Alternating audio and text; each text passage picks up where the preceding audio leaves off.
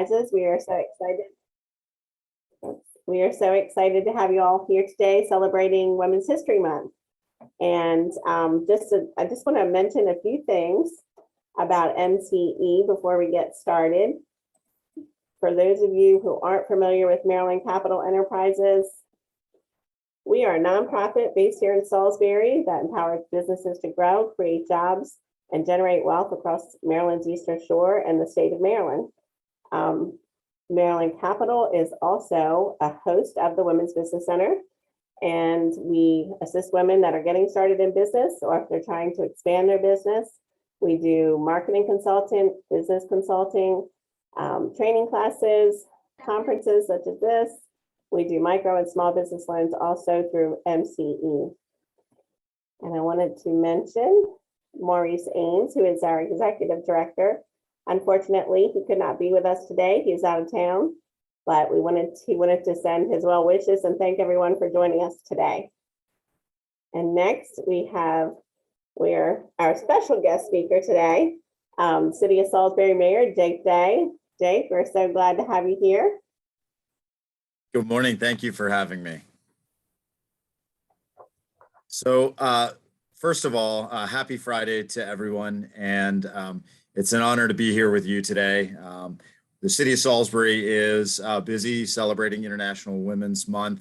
And we have been sharing stories of some of our leaders through our social media. And I know that we're not the only entity seeking to celebrate the women leaders in our organization, in our lives. So I've seen lots of others posted on social media over the last few days, which is pretty exciting. When you think about the City of Salisbury, just our region, the Salisbury metropolitan area, we're blessed to have many of our largest entities, our largest organizations that are run by women, even national organizations that are finding their way into our market. I'm interacting and engaging with new leaders, new business leaders all the time that are women, including McDonald's new franchise owner after many, many years, decades of ownership by Tom Baxter, has transitioned to a woman-owned firm out of the Northern Virginia and Washington, D.C. area. So I know that my purpose here is to share a proclamation, but I hope you don't mind my brief remarks and greetings. And I can't help but close those remarks with this. One of the things I'm most proud of is that the City Council, the representatives of the people, is a majority woman body that makes the laws for our city, and that our executive team, which is made up of myself, our city administrator, our deputy city administrator, and 11 department heads, is majority women as well. We want we want to reflect our community. Obviously, we have a long way to go in achieving that. We try hard to transition our organization to be reflective of the population that we represent. But I am proud to say that we've gotten there as far as gender representation goes. If you all weren't aware, Julia Glanz, our city administrator, was also acting mayor while I was overseas for a year, and did a wonderful job as acting mayor. And I think we owe her a plaque on the wall. We've got to get her picture up with the mayors of the city of Salisbury. She wasn't the first woman mayor, but certainly deserves to be up there for her year of leadership in one of the toughest times to run a city or any organization in American and world history. So that being said, let me share this proclamation. And it reads, whereas in conjunction with Women's History Month, and in particular International Women's Day, the City of Salisbury celebrates this day as it has been observed since 1911 and serves as a reminder of the important progress women have made towards equality in areas such as academics and athletics, as well as government, politics, and business. And Women's Day is an opportunity to acknowledge and amplify the progress made to advance women's equality and to expand opportunities for women in today's society. Women of all race, class, and ethnic backgrounds have made massive contributions to the growth and strength of Salisbury in countless ways and continue to play critical economic, cultural, and social roles in their families, their communities, and businesses. And the city is proud to join Maryland Capital Enterprise Women's Business Center in promoting the role of women-owned businesses and all women by empowering those businesses to grow, creating jobs, and generating wealth in the city of Salisbury and surrounding economies. Now, therefore, I, Jacob Day, Mayor of the city of Salisbury, do hereby proclaim March 11th as Women's Day in our city, as we reflect back and honor the many women in history that have fought and achieved incredible success, not just in Salisbury, but worldwide. Woo! Yay! Thank you, Jake. Thank you. And when we're in person, Lisa, I'll make sure you get this, okay? All right. Thank you so much. I appreciate it. That just made my whole past 2 years we've been waiting for this, right? My pleasure. So yeah, we were gonna do it in person, but we kept having to postpone, and at least we're able to be here virtually today. And I appreciate all you do for MCE and the Women's Business Center. I can't even talk now, I'm so excited. I appreciate all you do. You're always so supportive. The city of Salisbury supports all of our events, and we're so thankful for you and for Julia, and we appreciate all of you. Thank you so much, Lisa. And let me just add that I'm so appreciative of MCE. You know, we have a healthy entrepreneurial environment here, and it can always get better and stronger. But we have that environment because there's a great support structure. So we appreciate you. Thank you. Have a wonderful day, Jake. You too. All right. So next, I would like to introduce Steve Umberger, who is the District Director with the Small Business Administration.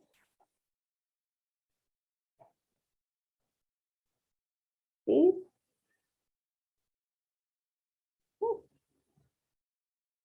Let's see. Rachel, are you there? I'm here. I think Steve is on the phone. I was trying to unmute his line. Okay. If not, we can circle back to him. Yeah, we'll give it a second here. All right.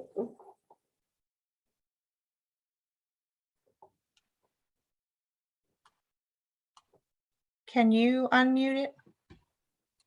I have it as the last one on my list. Sorry, folks. Let's see here. Hold on one second.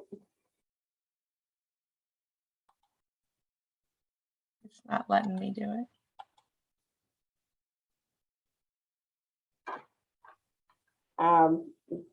Bunky, you should be able to unmute him. No, it's a phone. Yeah, the very last one is on my participant list. Yeah, I see it. It's not, it says ask to unmute and it won't let me. Okay. Well, then here's what we'll do. I can't unmute it either. Okay, well, hi, I'm Rachel Howard with the SBA.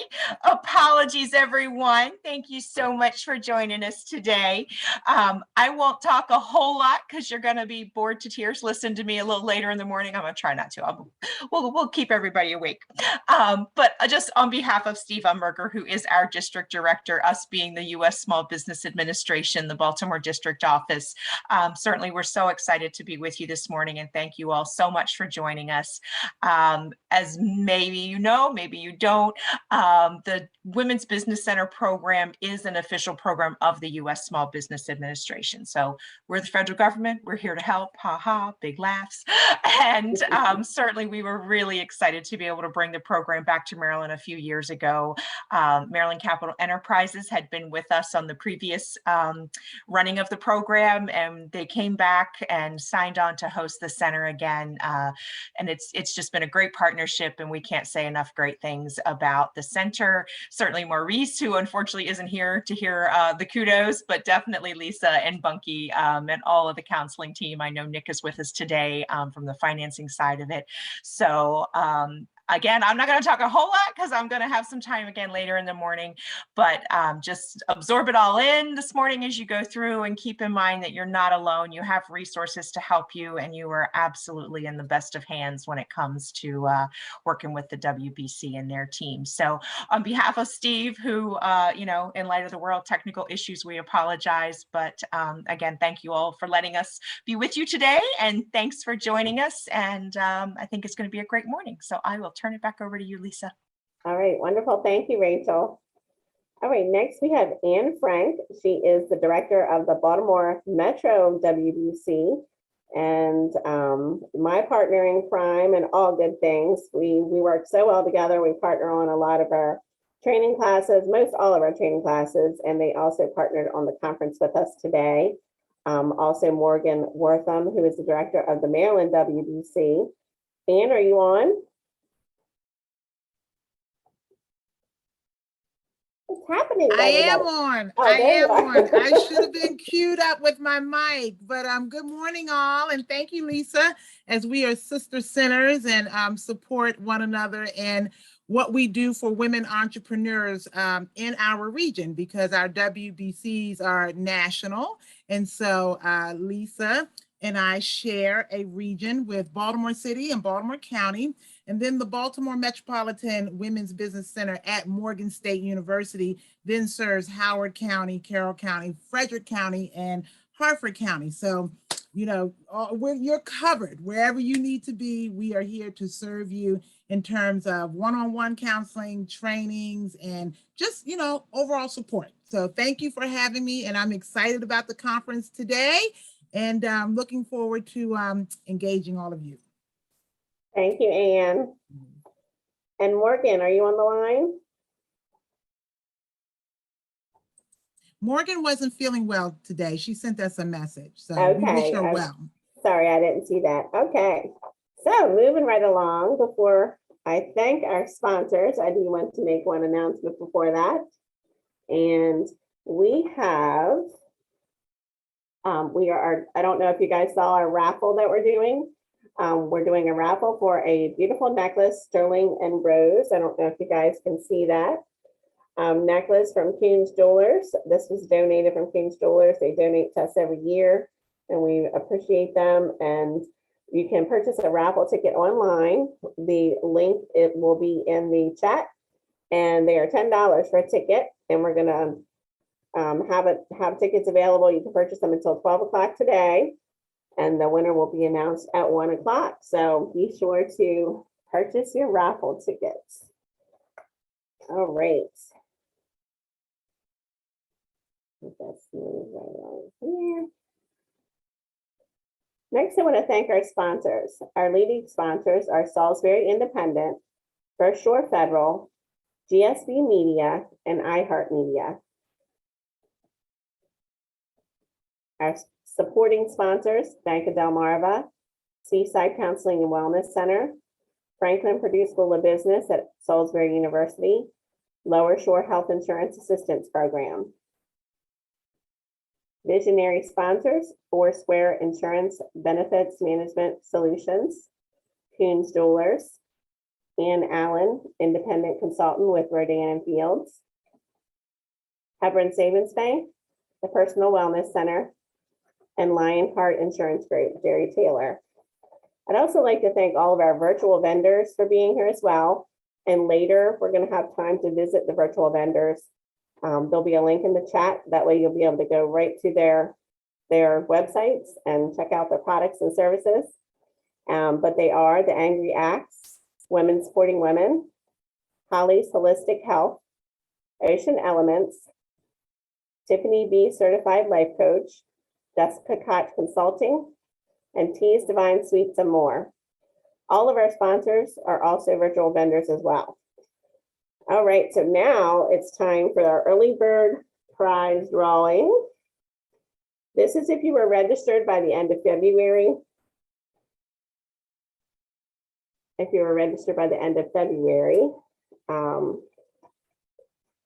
gift cards for a value of $100 donated from Hebron Savings Bank. All right, our winner is Amy Genevan. All right, Amy. Yay! Thank you. That's awesome. Yes, that is. Amy is the owner of co-owner of Seaside Counseling and Wellness Center. Thank you, Amy. That's exciting. Thank I'll be you. sure to get those to you. All right.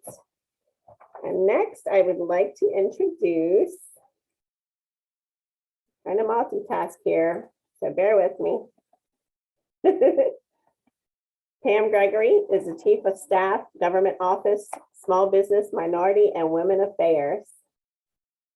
Welcome, Pam. What a picture. I know, that's such a long. I I know, get good. I used to get tongue-tied on that one. Good morning, everyone. I have the pleasure of bringing greetings on behalf of Special Secretary Jimmy Reed and the Governor's Office of Small, Minority, and Women Business Affairs. The U.S. has 12.3 million women-owned businesses that generate $1.8 trillion per year. Women-owned businesses are hiring more workers and generating more revenue than most all other businesses in the nation. Maryland is ranked in the top 10 for the number of firms owned by women and minorities. There are over 10,000 firms certified as MBEs in Maryland's MBE program. Approximately 40% of them are women. In fiscal year 2020, women-owned firms received nearly $400 million in payments through the MBE program. Those numbers are quite impressive. You all know that competition is tough. To succeed, you must have three key elements: strong core competencies, access to capital, and an insightful understanding of the competitive space that your business occupies. If you want to compete in the state's contracting space, you must learn to navigate our procurement processes. This is where my office can help. We have policy oversight for the state's socioeconomic procurement policies, and we work across all 70 agencies and departments to monitor their performance. Our three programs are the Small Business Reserve, Minority Business Enterprise, and the Veteran Small Business Enterprise Program. In the last fiscal year, $1.2 billion was paid to certified firms through those programs. My team hosts webinars and events to help you learn how to compete with confidence in this highly competitive arena. We offer 2 sessions of our technical training classroom webinars each month. Small business owners, business counselors, subject matter experts from within state government cover a broad range of topics, from pricing and negotiation strategies to prime contracting and the Small Business Reserve Program. This month, we will relaunch our Ready, Set, Grow Procurement Connections workshop. It's a great workshop. It's going to be on the same Zoom platform. This is an opportunity to meet buyers from the various state agencies to learn what they're buying right now and what's in their pipeline.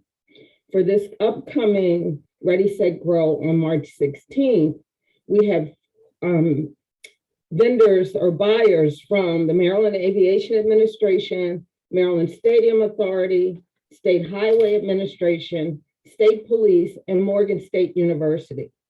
If you're looking to break into the federal space, join us for a webinar on technical business development for federal contractors on March 22nd.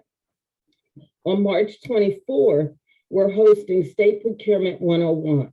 That is our most popular class.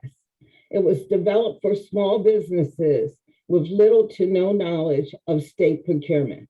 This is where you learn how to bid on contracts, learn what the state is buying and how they buy it. All of these programs are free to attend. You just need to register in advance. You can visit our website to register, sign up to receive notices for all of our classes and any of our workshops. You can find us at gomdsmallbiz.maryland.gov. And I'll put that in the chat so that you guys will be able to get that. There's a saying by Lou Holtz. I say it all the time. It's on my office wall and office and home office wall. And it goes, ability is what you're capable of doing. Motivation determines what you do. Attitude determines how well you do it. I find that to be great advice. So in closing, I'll say this. As we celebrate Women's History Month, I encourage you to take advantage of all the resources available either through the state or through your local MCE Women's Business Center. Thank you guys, and have a great conference today. Thank you so much, Pam. We appreciate you and Ghost on all you do. Thank you. Thank you. Looking forward to doing some of those programs together. All right. So next we have, let me introduce our keynote speaker, Pauline Weger. Pauline is the founder and CEO of Quotable Inc. Pauline, I'm going to let you introduce yourself a little more, share your story and get started. That sounds great. Thanks, everyone, and welcome. First of all, happy Women's History Month. And earlier this week, as they mentioned, we celebrated International Women's Day.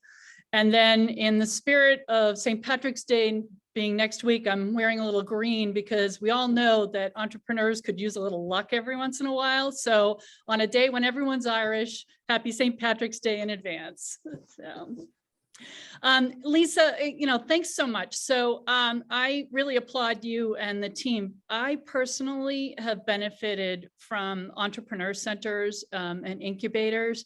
And I think the services that you provide have allowed me to watch out for pitfalls and to make some smart choices. So kudos and thank you for inviting me today to everyone there. So the theme today is really about us operating in a post-pandemic world. And so we named it Bravely Moving Forward. And I thought about what are some of the key things that we might look at in order to organize our choices as we bravely move forward. And three really came to the top, and it was revenue, relationships, and reputation. So a lot of other things that entrepreneurs need to focus on, but if you think about growing and you organize some strategic activities around those three areas, it could be the catalyst that you need and the structure that you need to move forward. So today I will share with you a bit about my entrepreneur journey and how it's not where I started, but it has taken me on quite an interesting path. And I think that's what you'll find from other entrepreneurs. I'm delighted to moderate a panel with Dr. Amy Hager. And Amy, you want to raise your hand? And Amanda Kidd. And you'll hear about how they've even evolved their initial concepts, because I think what you'll also find in the entrepreneur's journey is that there are twists and turns and choices that you make that actually you'll evolve where you're headed. And then we are hoping that this will be an interactive session. Of course, we would have loved to have all been together. And so in the spirit of trying to keep it as engaging and interactive as we can, please feel free to put any questions in the chat. Lisa will be our reminder to pause and take the questions.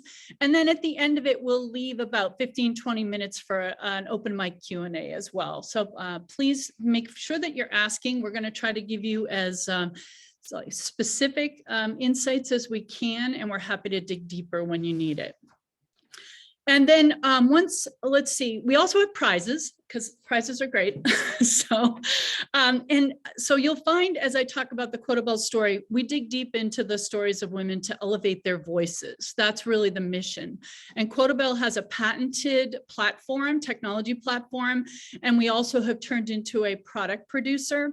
But through that research with my writing partner, Alicia Williamson, we find out little nuggets about some of the remarkable women who have come before us.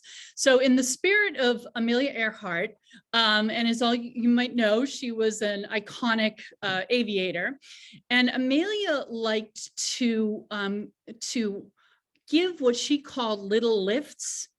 And sometimes they were anonymous, sometimes that she would share it, but it was a little I see you type of gift that she would give. So we're planning to give our own little lifts in the spirit of Amelia today. So once I finish up and we start to transition to the panel part, we'll give 2 copies of the book Bravely that my co-author and I wrote, and we'll go to one winner. And we'll ask that winner, she'll keep one for herself, and we want you to present it to an up-and-coming female entrepreneur as a little lift. And then we also will do a second giveaway when we transition over to the Q&A section, and that will be the Bravely Guided Journal, and the same spirit that one person will win it, an entrepreneur, and we'll ask you to gift it to a female entrepreneur who's up and coming as a little lift. So good luck to everyone. And then finally, I think in our prep call, we were all, honored to also join in the follow-on speaker, the guest speaker, who is Annette Johnson. And I think you'll really be impressed with what she has to say. I think she's really done a lot in her career and has some great insights to pass along. So let's go ahead and get started. Let me tell you a little bit about Quotabelle. First of all, I am the daughter of two entrepreneurs, Bill and Ginny. And in fact, they were serial entrepreneurs. And just as an aside, kind of because you never know where the journey will take you, many, many decades ago, my dad started a business with his partner, and it was manufacturing medical gloves, disposable gloves. And for years, they would work with manufacturers to make their gloves and distribute them. And my younger brother took over the business. Unfortunately, Ginny and Bill are no longer with us, but my brother Richard took over the business. And about 2.5 years ago, he happened to buy a kind of an out-of-date factory up in New Hampshire. And so this business that my dad started years ago happened to be, it was fine, it was doing well. He had a handful of employees.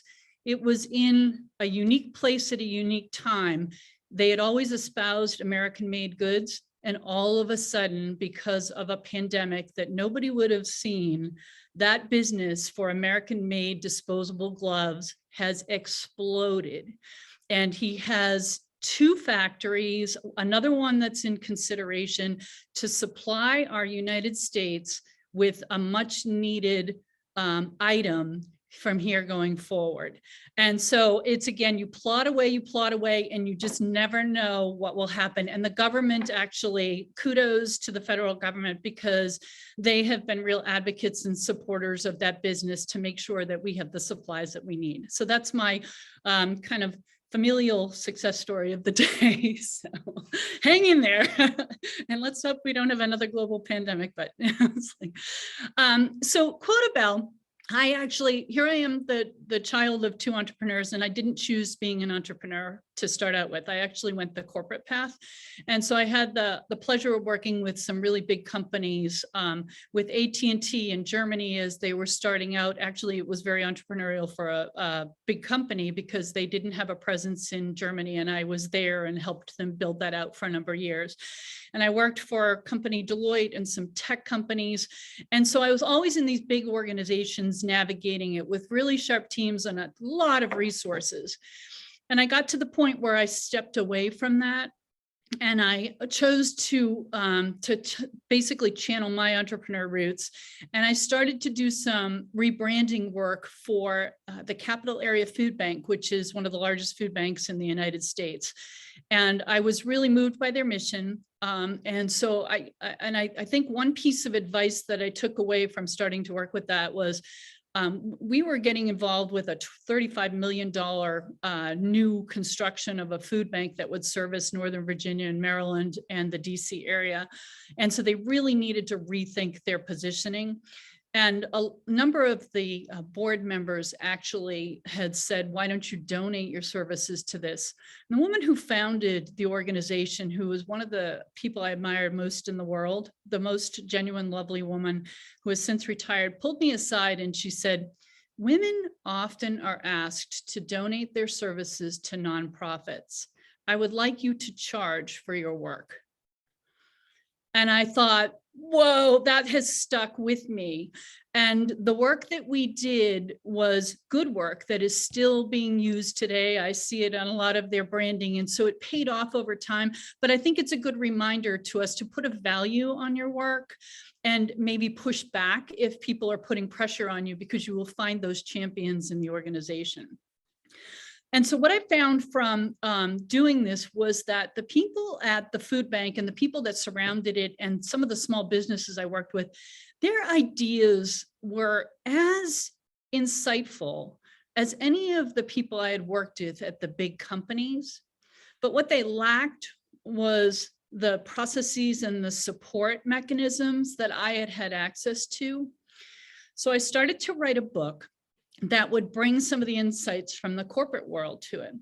And as most authors, when you're writing a book, you often get stuck. And so you start to look for things that you might need. And so I started to look for quotations to put in that book that would, in a short, snappy way, kind of give me that linchpin to build my advice around. And so I found some great ones. I found one from Steve Martin when somebody had asked him how to succeed in Hollywood. And Steve's comment was, "Be so good they can't ignore you." I thought, that's great. So then I started to look for quotations by women because I just wasn't finding them. And I actually was stunned because in this era of accomplished women and historic women, there really were the same visible few that were quoted again and again.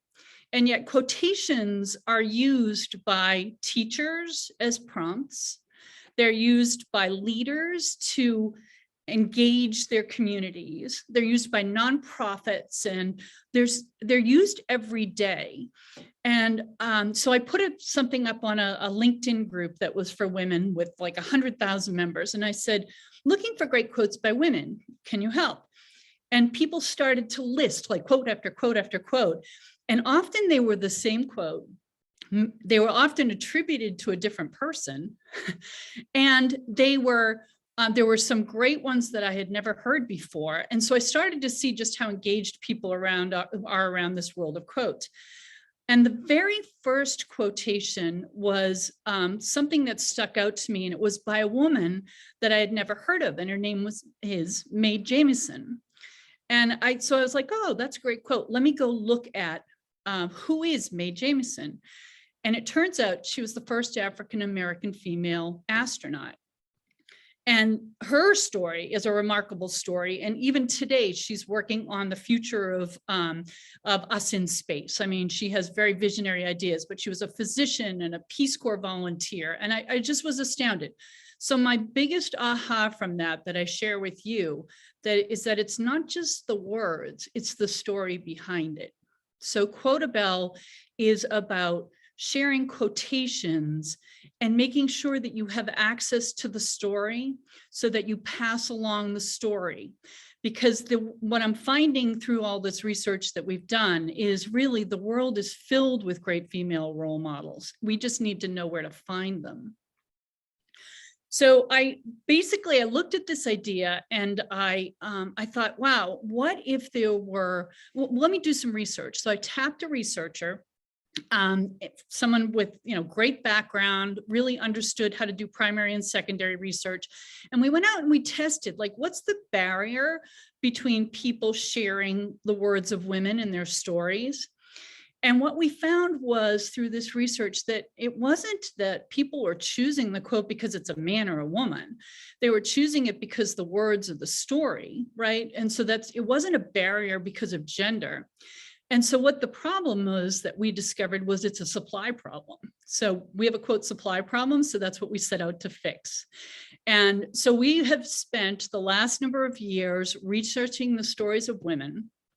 We built a patented platform called Quotabelle.com with investment from angel investors. And it basically, if you think about it, it's a pretty sophisticated content management system where we input the words, we source them, we add assets to them. And so we basically were saying, how do we make this repository available for people where sourced quotations matter, your reputation matters. And I'm not sure if you recall, but around the time of this was when the Martin Luther King Memorial on the Mall was actually constructed and launched. And there was a reporter that had gone and seen what the etching was on that monument of his quotation. And the architects, the designers of the monument, had actually taken a snippet out of context. So it almost made him come across as like arrogant. It wasn't in the spirit of MLK.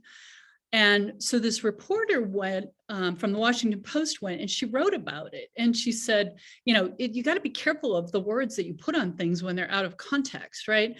And so they actually raised money and spent hundreds of thousands of dollars to take off that quotation and replace it.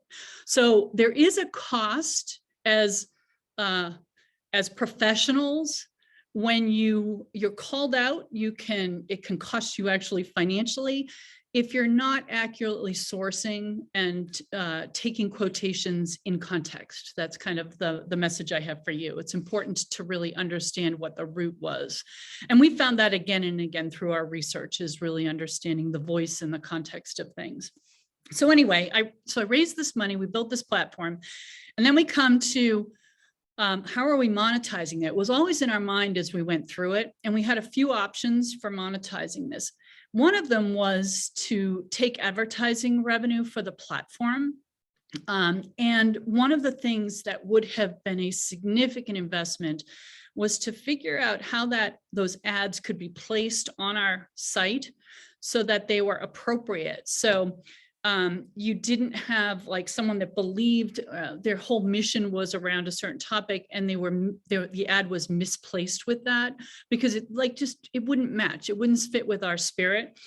And so we were struggling with raising the funds. I mean, this is definitely part of the entrepreneur's journey, is that keeping the investment dollars going if you don't have the revenue sources yet. And so our alternative was product. A few people had said, we get what you do, we love what you do, we actually want to buy something, which was a very interesting thing that I didn't expect quite as much. And so we chose to do a crowdfunding campaign on Indiegogo. So you may have heard of Kickstarter. You put up your kind of mission, you put up what you're offering, and then people support you. We chose Indiegogo because it was co-founded by a woman, and she and her business partners had 99 rejections before they finally got the support to build out Indiegogo. And then it's now one of the largest crowdfunding sites in the world. And so we put up a number of sample products and we offered it, and people purchased our products. There were some products with quotes on them. There were coloring cards. It was kind of when coloring was a really hot thing.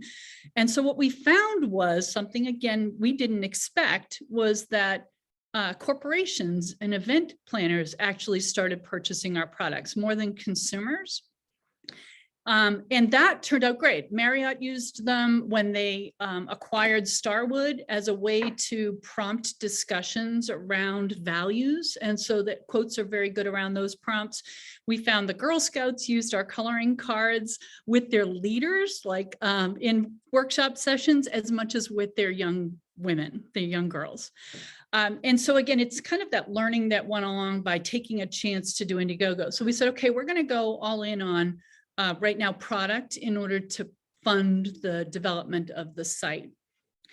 So someone had heard about our project and basically introduced us to a publisher. And so this is a good example of where I never imagined where a pivot would come from, but the publisher was keenly interested in what we were doing. And so our first product with the publisher, and it was not self-published, this is a legitimate large-scale publisher, was our first book called Beautifully Said. And it's designed to have, as we said, you have the quotation and you have the story so that people can always read the quote and have the context for it to pass it along. And again, back to the research I mentioned to you, one of the insights from the research was, if you choose the right words for the right moment and you share them with a person or a community, those people or that person receives them as a gift. And I thought that was very fascinating. And it's not like if you kind of throw out a bunch of words, if you're thoughtful about passing it along at the right moment. And so when we designed Beautifully Said, we designed it as a gift, that you're gifting the stories of women and girls. And that's how we really came across with like the brand on this. So this book has done phenomenally well. And again, you talk about the learning. What we have found is we do fine in bookstores, but again, it's a gift item. It's a home decor item. So the book actually sells incredibly well in retailers that are home decor stores, in stationery shops, in places where there's not an abundance of books to sort through, but it's used as more of an accent item.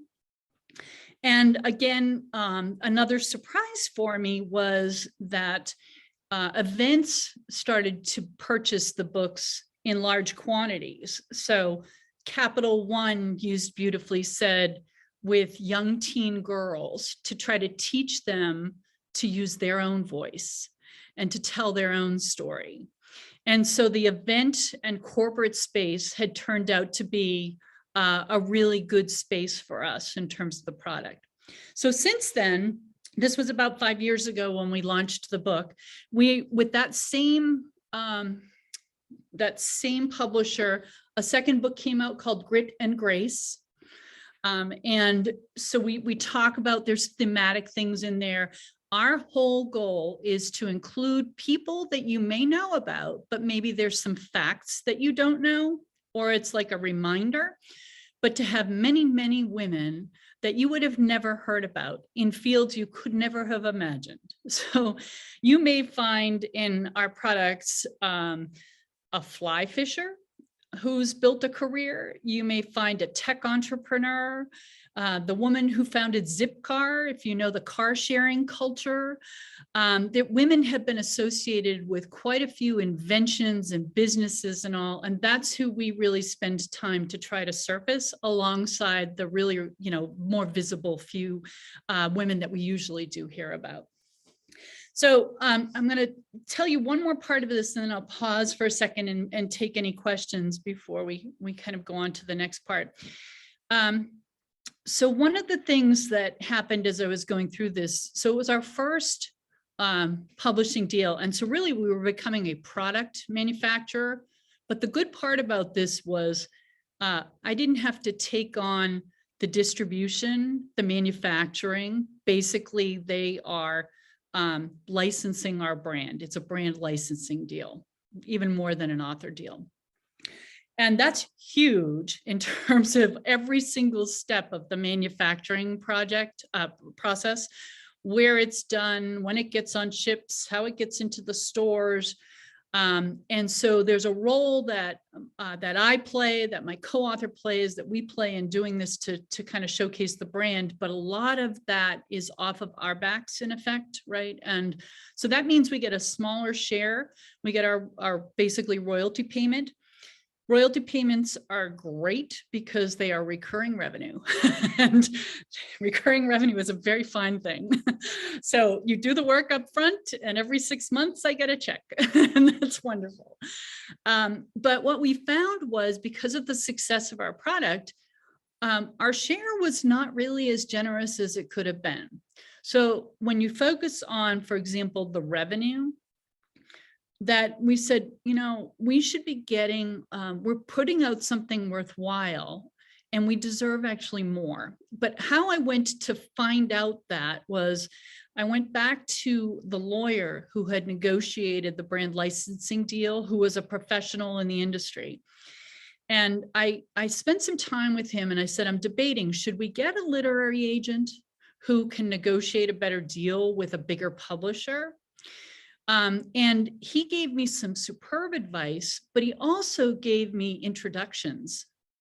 And the important part of this was he also charged me. And you know what? That was okay, because he's a professional. He's an attorney, and like your accountant or like any of the other professionals, you can't be afraid to pay for that advice, because it actually ended up getting us a really good literary agent. And they take their 15% off the top of these future products, but that's okay too. I am okay with them taking 15% because our advances are significant. Our royalties are a better share. When the royalties kick in is earlier. We've had a lot of opportunities. Our first projects out of the blocks was a bundle of products. So it was a big contract. And that came because I was okay spending money with someone to advise me. So then let me just kind of summarize where that led to, which is to Bravely, which is the theme of our product. We stayed consistent with the brand because the new publisher actually liked that. The new publisher came back to us and said, we like this concept. Have you ever thought of doing a guided journal? And I was like, I really wasn't that familiar with a guided journal. And what they said was, the process of journaling is significant to innovation and significant to writing. But a lot of times the barrier of journaling is the blank page. So people will not do it. They will not keep up with it. And so in Bravely, the guided journal, we stayed true to the brand, and there's a series of quotations, but there are prompts so people can start to tell their own story. And so it was a great example of how your relationship with, like in this case, with our editor, actually turned into a whole new product for us. So the kind of message there is to be open to the relationships that you have, to seek out the advice, and then let that lead you to sort of the next level. Because during this, again, remember, revenue was like the driver of what we were trying to do. So I'm going to go ahead and I'm going to pause right there, and I'm going to see, Lisa, are there any questions? Oh, Lisa, I think you need to unmute. Sorry about that. I said I'm shaking up the names for the door prize, but I don't see any questions. Somebody had asked what your last name was again, and I put that in there. Does anybody have any questions? If you do, you can just unmute yourself. Questions, anyone? All right, so if we don't have any questions for Pauline right now, I'm going to go ahead and draw a name. See, hold on one second.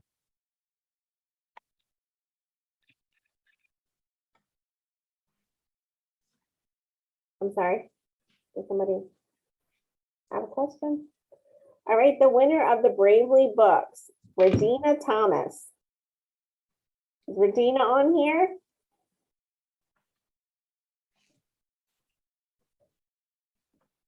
Regina, are you with us?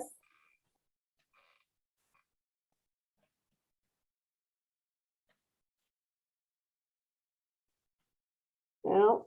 Well, I guess I'm going to have to draw another name. There is a Regina Thomas on here. Okay, maybe she's just having problems unmuting.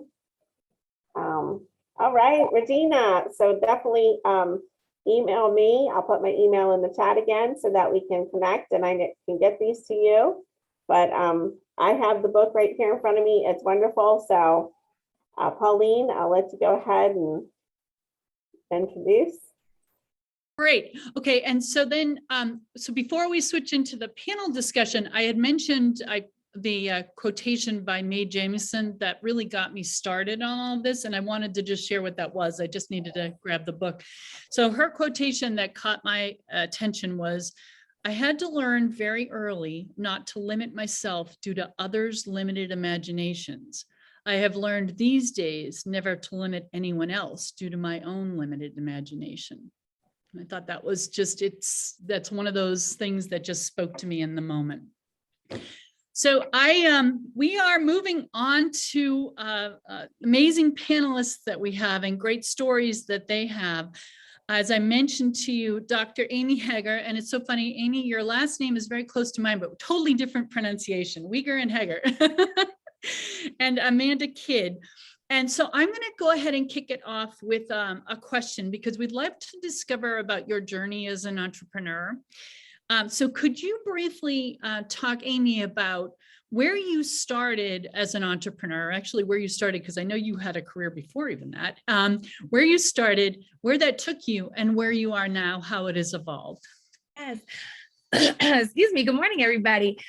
So before I opened up a business, I was a school teacher in Maryland for almost 15 years, and saw some things I didn't care for. And I'm sure many of us that have had a career, we moved in, we saw things, whether it was systemic or in the community or like whatever. And we were just like, I gotta do something. I wasn't happy. I had kind of maxed out.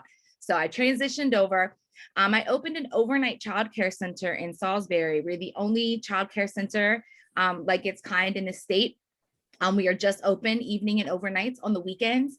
My father was a Anne Arundel County police officer, and him and I would always talk about interesting business ideas. And this was one that we had discussed before. He was a police officer, and he had mentioned that some of his coworkers, whether both, mom and dad were both police officers, or there was a lot of women who were dispatchers, and there were every now and then there'd be nights where like both of them were working, and then it's like, what do you do? So they'd hire a nanny, and either it was too expensive or dad would get the nanny pregnant, one of the two. But there was always an issue with having a nanny in the home, right, Lisa? So anyway, so my dad passes away. He's been gone for 5 years. And right after he passed away, I had this like drive in me that I didn't want to be an idea girl. My dad had amazing ideas, but he didn't act on them. And I was like, I got the torch, I got the baton, and I'm running. It's my turn. I'm going to live this for you. And so about a year later, I went on and started the overnight childcare center, and I left my job right before the pandemic. But the beauty, and it's very similar to the story with the gloves.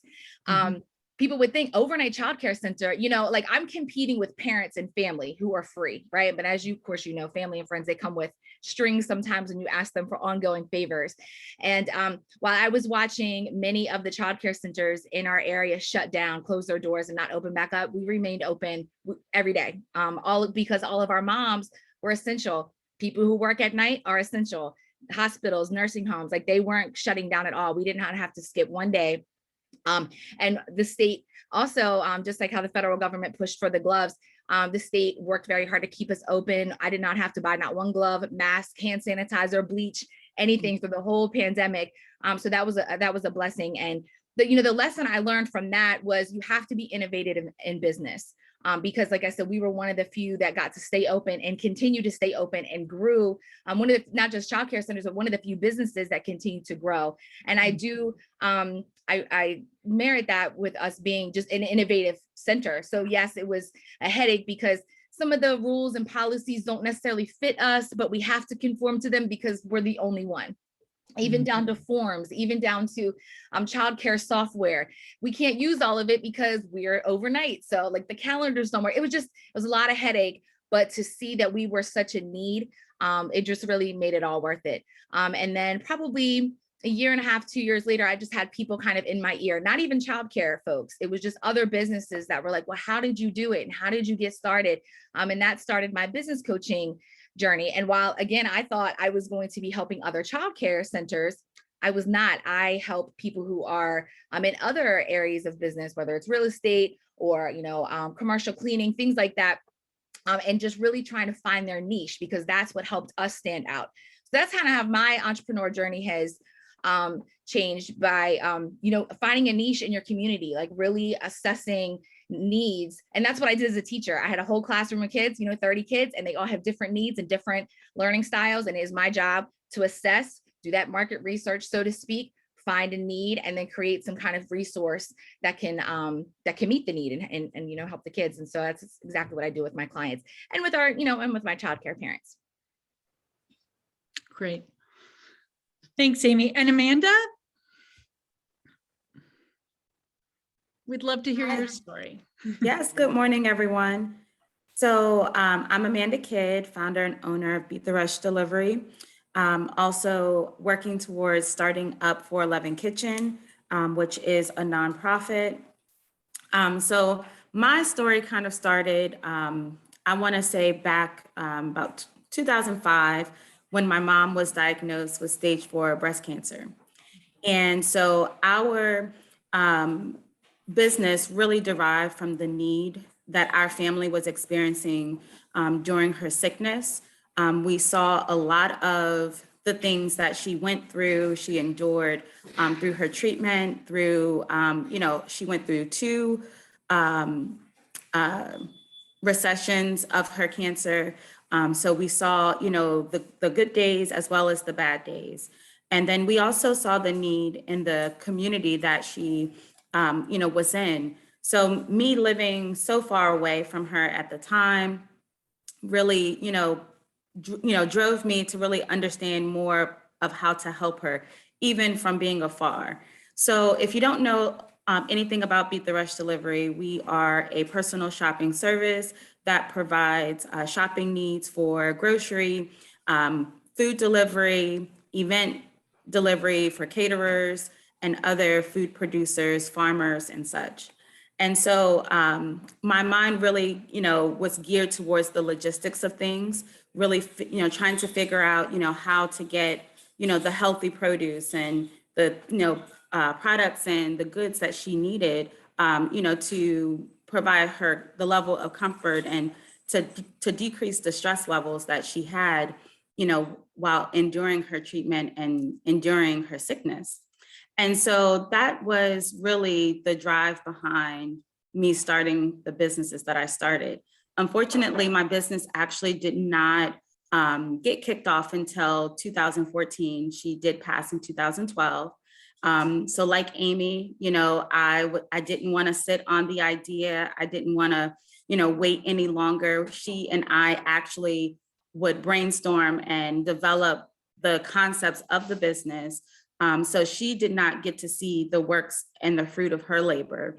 But, I am continuing on that legacy and continuing on that vision, by helping the families in my community and beyond. We've been able to touch many families throughout the Eastern Shore, as well as the state of Maryland. We've been able to offer logistic relief for small businesses here on the shore, getting their products and their produces over to the Western Shore and DC and Virginia.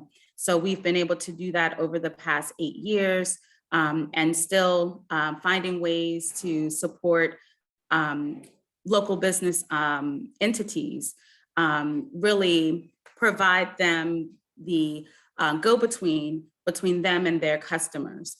So I really, like Amy, I have competitors, I have people that are out there doing what I do, other big, larger name brand delivery services, but I tend to not compare myself to them, and I focus on the community that I serve and the niche that I, provide the resources and the relief for. So I really, like Amy said, during the pandemic, it was just go, go, go. There was not, really stopping. The only limitations were just staffing for us.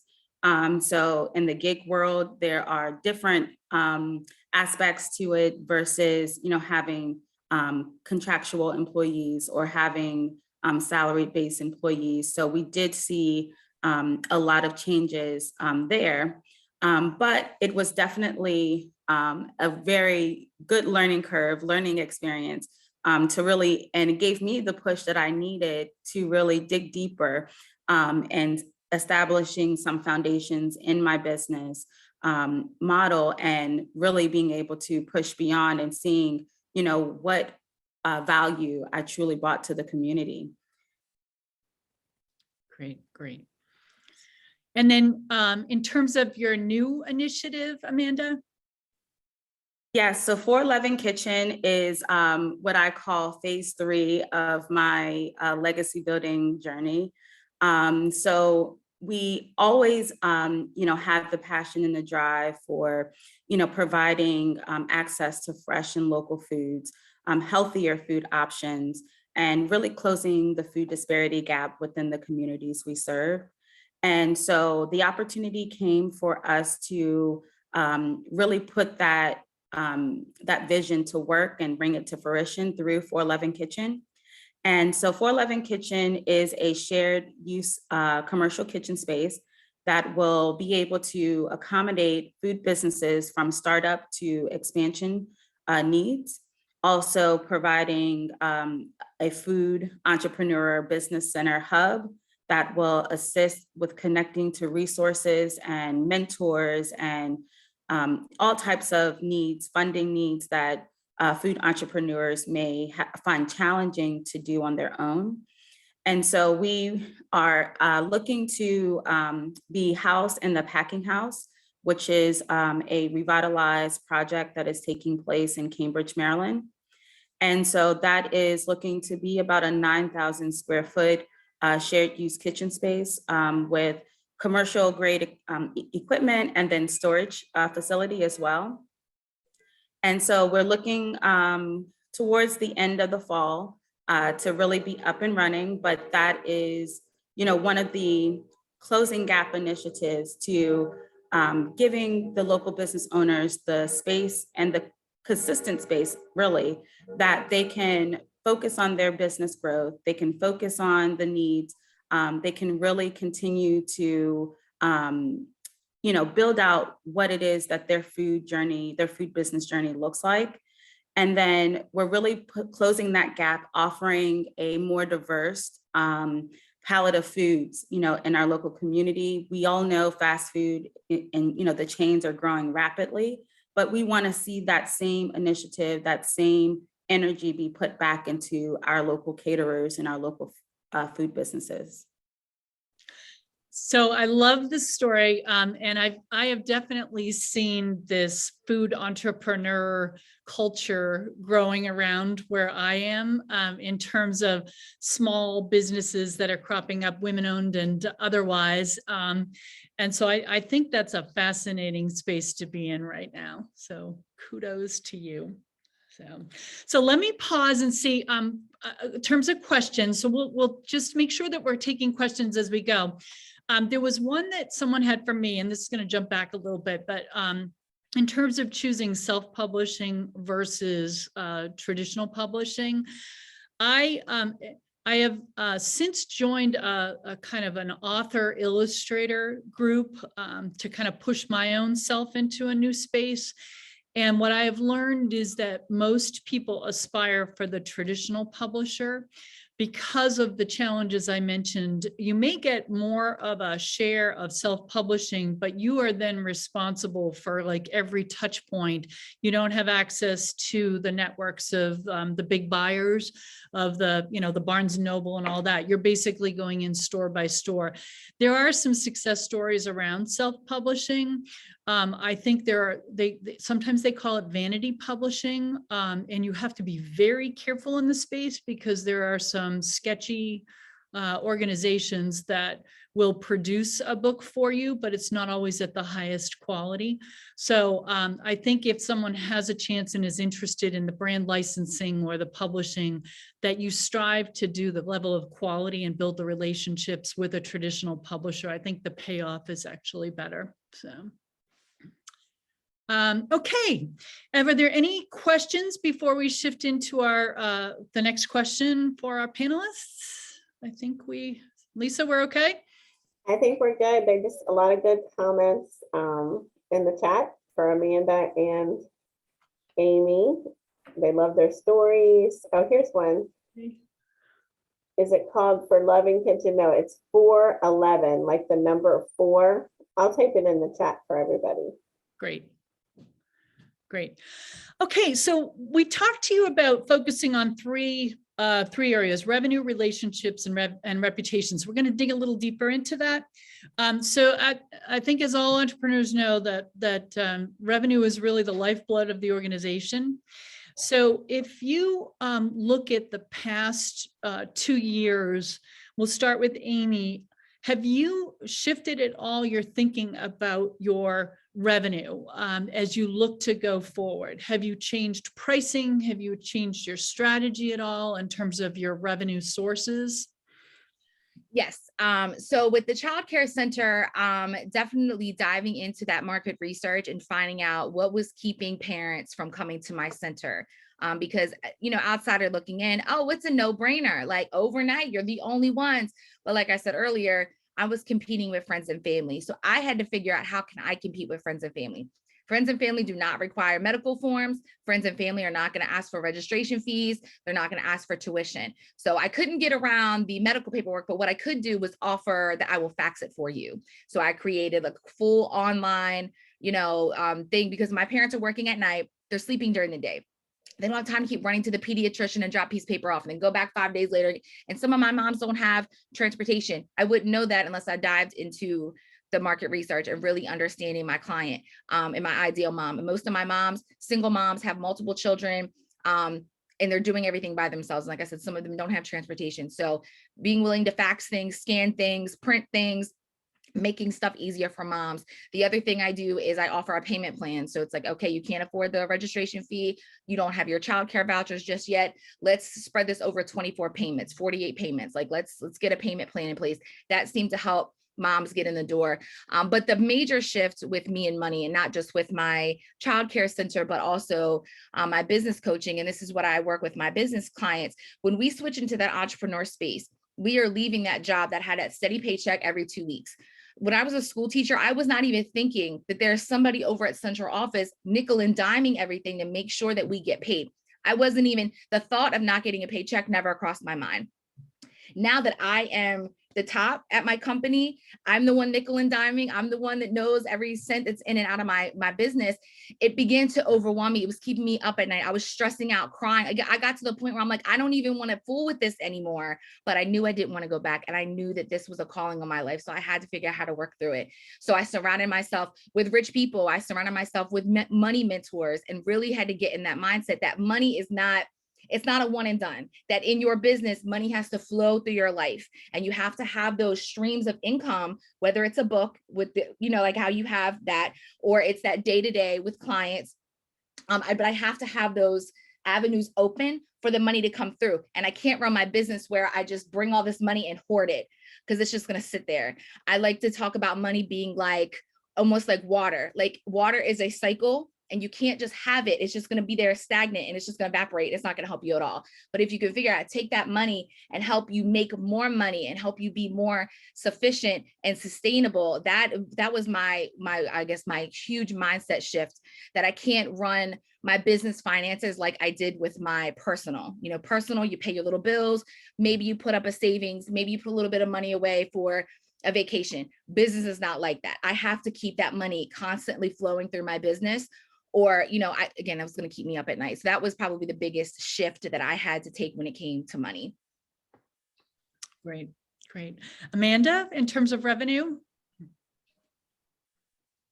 Yeah, so pretty much the same. I had to really take and look and analyze, I have competitors that, like Amy said, that has that corporate head that is, nickel and diamond, understanding, how the money should flow, how the money's coming in, where the money's coming in from, what those avenues were. So I could no longer just be an employee. I could no longer just be, an employee of my business. I had to be that business owner.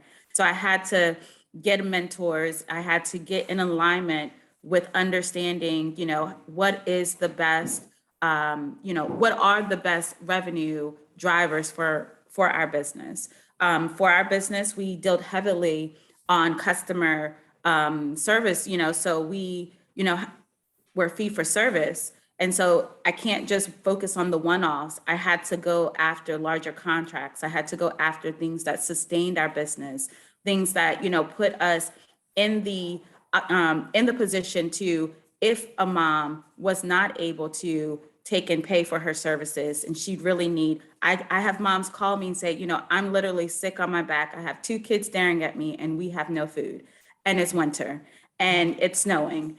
And, so it was things like that I was facing.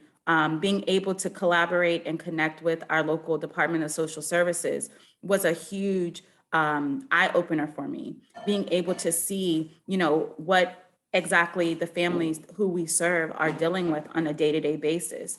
So that's one of the things that, I really had to focus on and look at, and understand that in order for me to really provide the type of service that the community needs, not just a trendy go-to delivery service, but we are really focused on the needs of our community. So I had to make sure that we were stabilized in that way.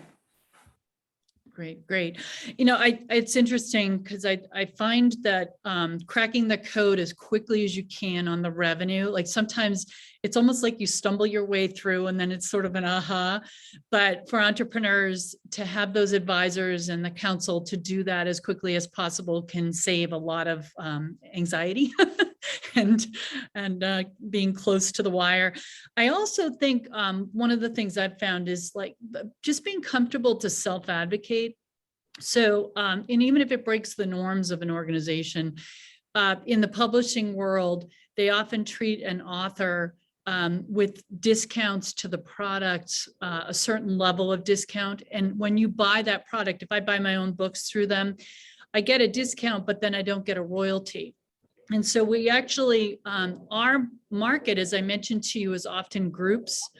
And the groups during the coronavirus obviously have been struggled. You know, we're not meeting in person. So that part has been an issue.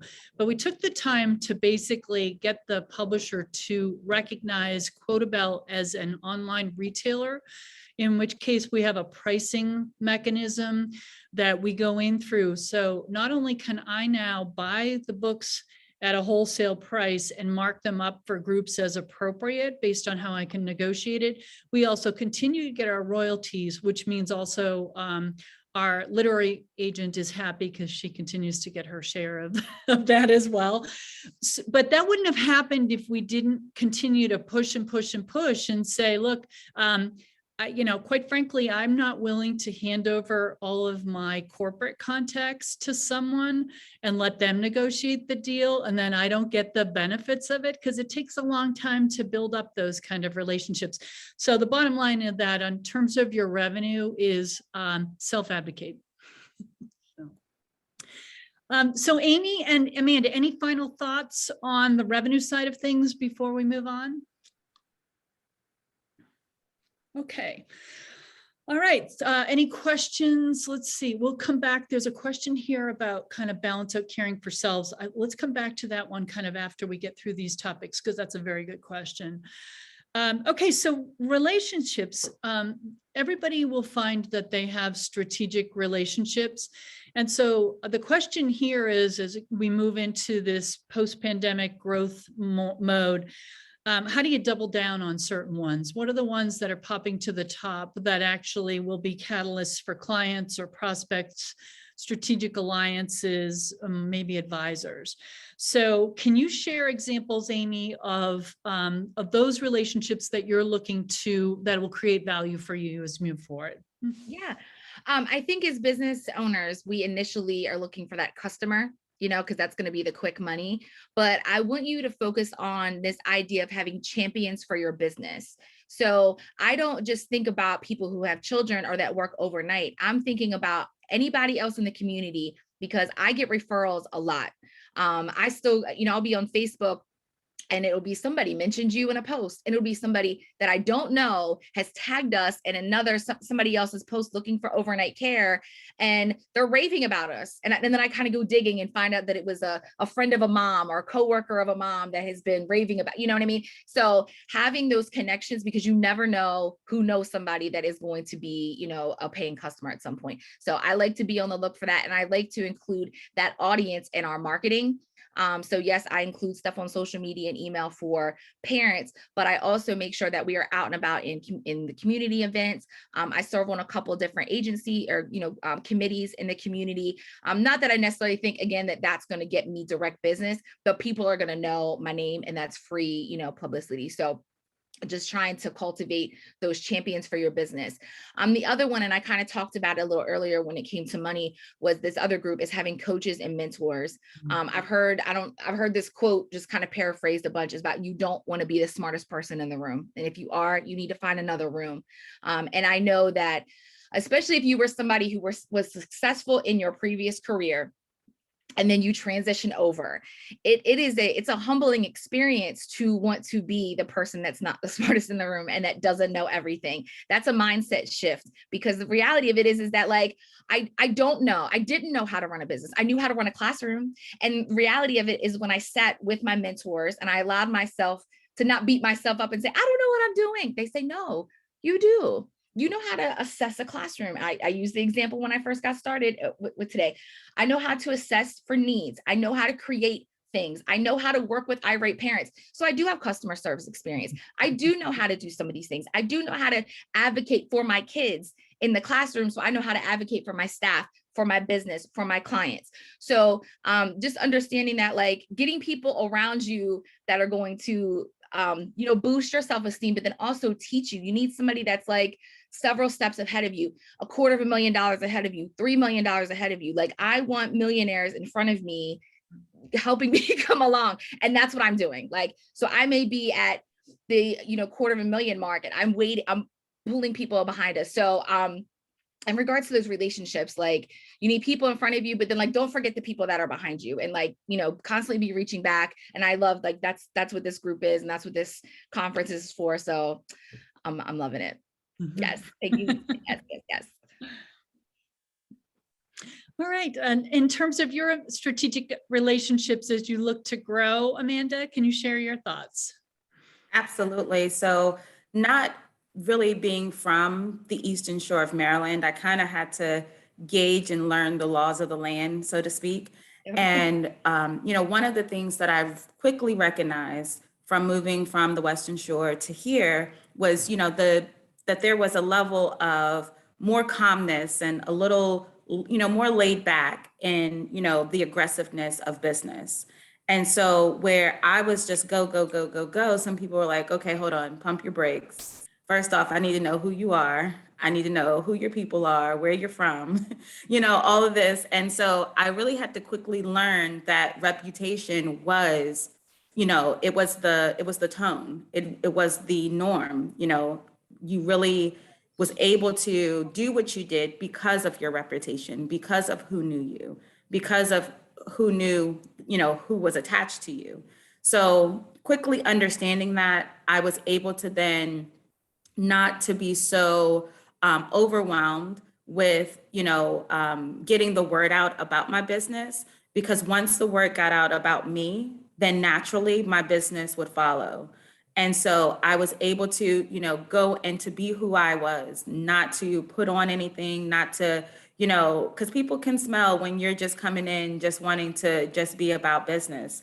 But when you're coming in and you have something to offer personally, and you have something to give back personally, they're able to connect with you a lot quicker and a lot easier than you just coming in and saying, hey, I'm the corporate head of such and such, corporation, and, I want to connect with you.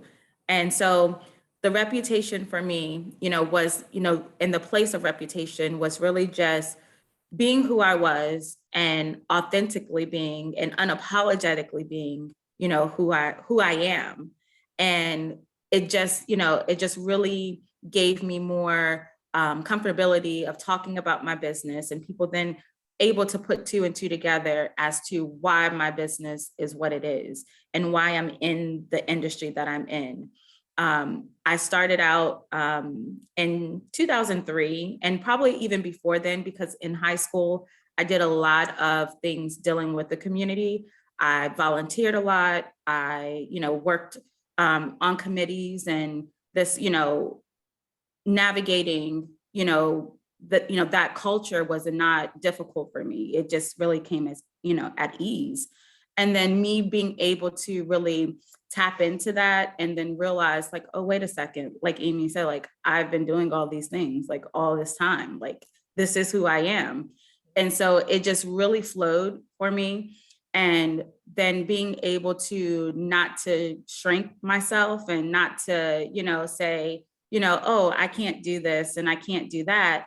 And it's like, no, you really can. And so putting, allowing myself to kind of put those things out in the forefront allowed me to connect with those who needed me and what my business offered. And so connecting with the moms in the community, connecting, being able to connect with those who have a passion for farming and those who have a passion for, closing the food disparity gaps. It was a lot easier because that is who I am. That's who I needed that. My family needed that. And, others around me needed it. So it just, became that became my platform. That became, my launching pad is, me just stepping out and really just shining, who I am naturally. Great, great. So the whole theme about like relationships, one of the things as we look forward with this post-pandemic world, so in my space, we would rely on these retailers basically to carry our products, but there's a whole cadre of gift reps that sell to a lot of the smaller shops. And that part of the industry was decimated during this last 2 years. So if you can imagine your local shops that were basically struggling to stay open, they probably had to close for a number of months. So there you have this whole group of people that have been, their impact on their revenue stream was hit hard. And so home decor stores and gift shops, the big chains like a Barnes and Noble for us, they stayed open, but some of them even had to close during their quarantine periods and all. But this whole level of gift reps who are making their money off of assorted products that they would take in and represent has really been hurt through this. And they were actually very good. They liked our mission. They would represent us. So one of the things as they start to rebuild is that I have decided we're going to refocus on them, but also start to build our relationship directly with the retailers. So we'll be testing some things where if the retailer knows we have products that sell well and we can provide the aesthetics, like imagine that photograph with our product in a vignette that a retailer can see and say, oh, graduation's coming up. This is a good graduation gift. And you know what? Quotabelle provides us that photograph that we can use on our Instagram feed. So we're basically saving them. That's where we'll start to shift. That is something I wouldn't have expected. That's kind of a post-pandemic strategy now for building like direct relationships. What that also will do, it helps the publisher because, basically they have to go back to the publisher to order the book. It helps the gift rep because basically they'll ask the gift rep to place the order when they have a gift wrap. But if there isn't one, at least I have the direct relationship. It also helps us in case we decide to expand on some products we've tested. I will have the ability now to go direct to those retailers. So that was like a strategic relationship choice that we're making in this world as we move forward, if that helps. So it's like caused us to kind of take some steps we didn't expect. So the last theme that we're going to talk about is the reputation theme, and Amanda will expand on that. Let me go back to Amy and ask, so sometimes what I have found is dedicating the time like to build that personal brand is one of the hardest things that entrepreneurs do because it's talking about yourself. And the reputation part is critical. And I think we heard Amanda start to talk about it. You have to be known for something. You have to be, and your mission obviously is what you want to, lead with. What's your purpose? And then soon after, what's your offerings and things of that sort. I'd like to dig into this whole thing of specifically reputation strategies, Amy, that you followed, and Amanda, that you followed, that you think people might be able to pick up on and implement, in the near term, and then if there's anything that takes a little bit longer to get to. Yeah, so again, when I was a school teacher, and I think anybody that used to work some kind of corporate job, we get trained that somebody else is going to come and bestow some kind of award on us, employee of the month, you know, teacher of the year. I was secondary teacher of the year in my district a couple of years ago. And when you step into the entrepreneur space, nobody's coming to do that for you. You are the boss, you are the CEO. And so you have to figure out ways to reward yourself with that. But what I will say is a direct strategy that I would recommend in regards to building that reputation in the community is figuring out beyond your business, like the impact your business has. So my child care center, right? We'll start with that. The impact of that, it has to deal with families. Okay, it has to deal with having safe parks and clean water and all of these things to have healthy families, right? So I started looking at where are the things in my community that impact my parents. And I want to be on those committees. I want to be on those Zoom calls. I have a direct line to local politicians that are making these decisions in regards to bus routes and school zoning. I just turned in a testimony last week to people in Annapolis about the child care voucher process, that it's taking too long. I would not have known any of that if I didn't do my homework.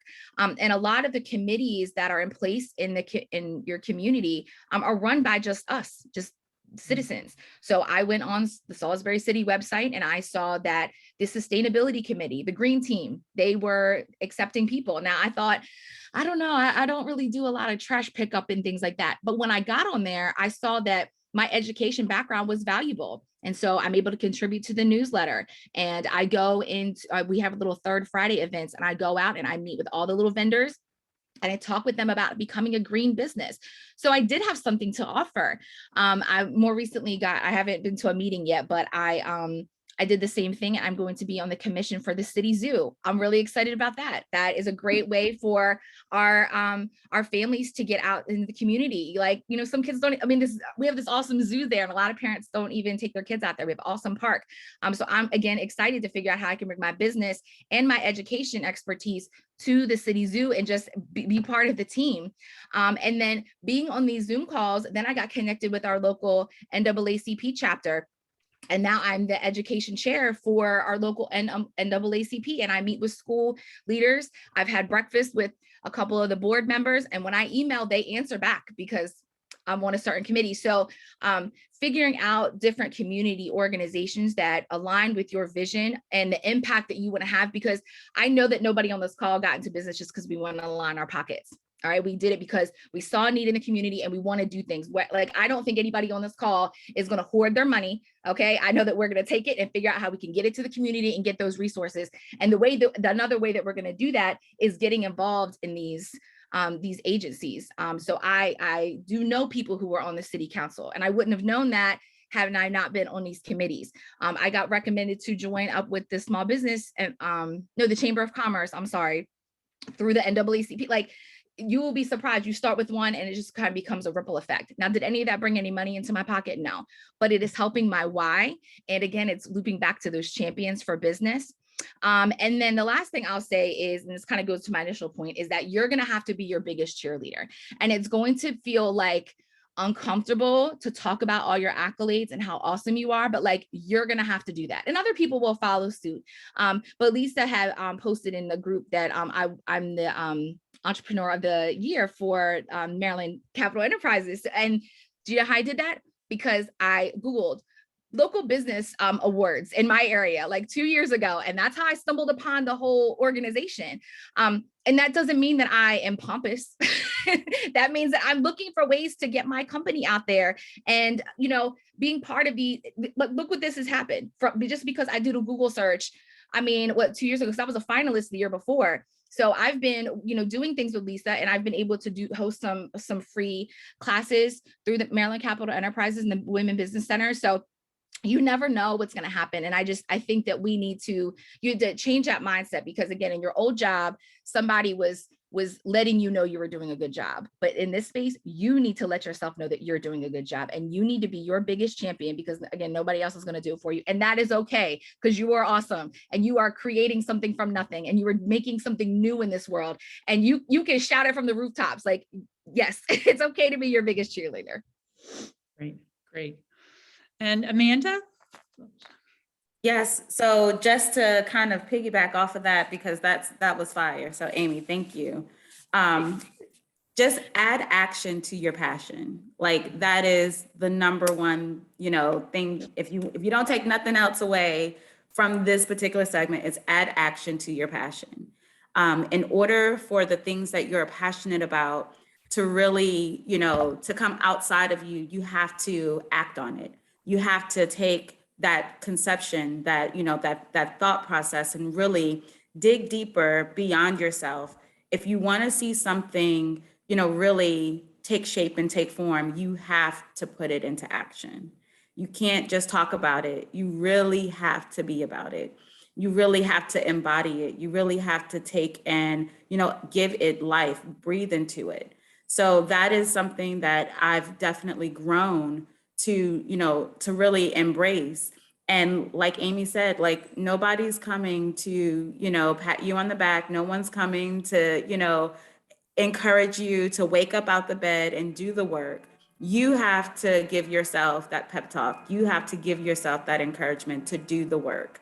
And if this helps you to, this is your wake up call. So if you're on here and you are, just trying to figure it out, just do the work, research, look into everything that it is that you need to look into and just do the work.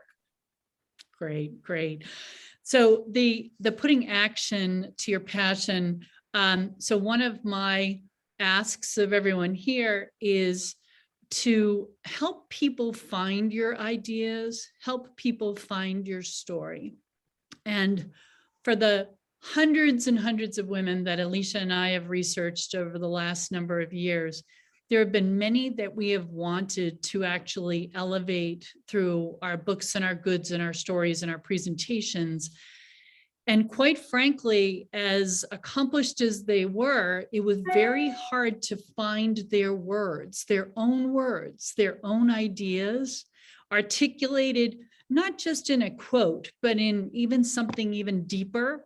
Because the last thing I'm trying to propose is just a whole bunch of empty phrases being spread out in the world. It's got to be thoughtful, and it's got to be coupled with your story or the part of your story that you're trying to elevate. And I'm going to give you a couple of examples of how that happens.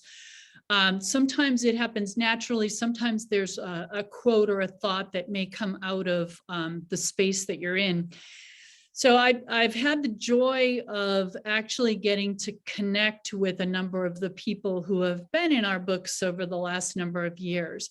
And again, it was because Alicia and I could find them, right? They were visible somewhere in the digital world or whatever it would be.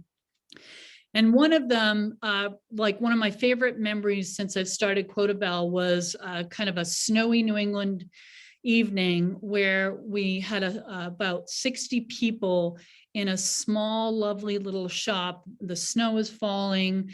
We were doing a book discussion around Beautifully Said. And one of there were two featured presenters from the book that were there. And one of them is a woman who I hope you do find, and her name is Adrienne Hazlitt.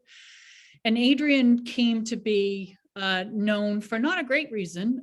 She was at the finish line of the Boston Marathon when they had the Boston Marathon bombing. And Adrienne was a ballroom dancer. And in that bombing moment, she lost half of her leg. And she is a remarkable young woman. A year later, she was dancing at a TED Talk on a bionic leg that had been created by an MIT science group. She had gone on to become very vocal around issues to do with injuries. And in the moments after the Boston Marathon bombing, when she was interviewed for a national TV program, she said something when the host asked about her being a victim. And so Adrienne's words were, "I refuse to be called a victim. I'm not defined by what happened in my life. I'm a survivor defined how I live my life." And she she never, that was like a most natural thing that came out of her mouth, you know, that day, that moment, but it has become like a linchpin of sort of how she articulates things and lives from there. So my message to you is that at moments you're going to find that you say something so authentic and so natural that kind of captures your feeling, and that's what you should use.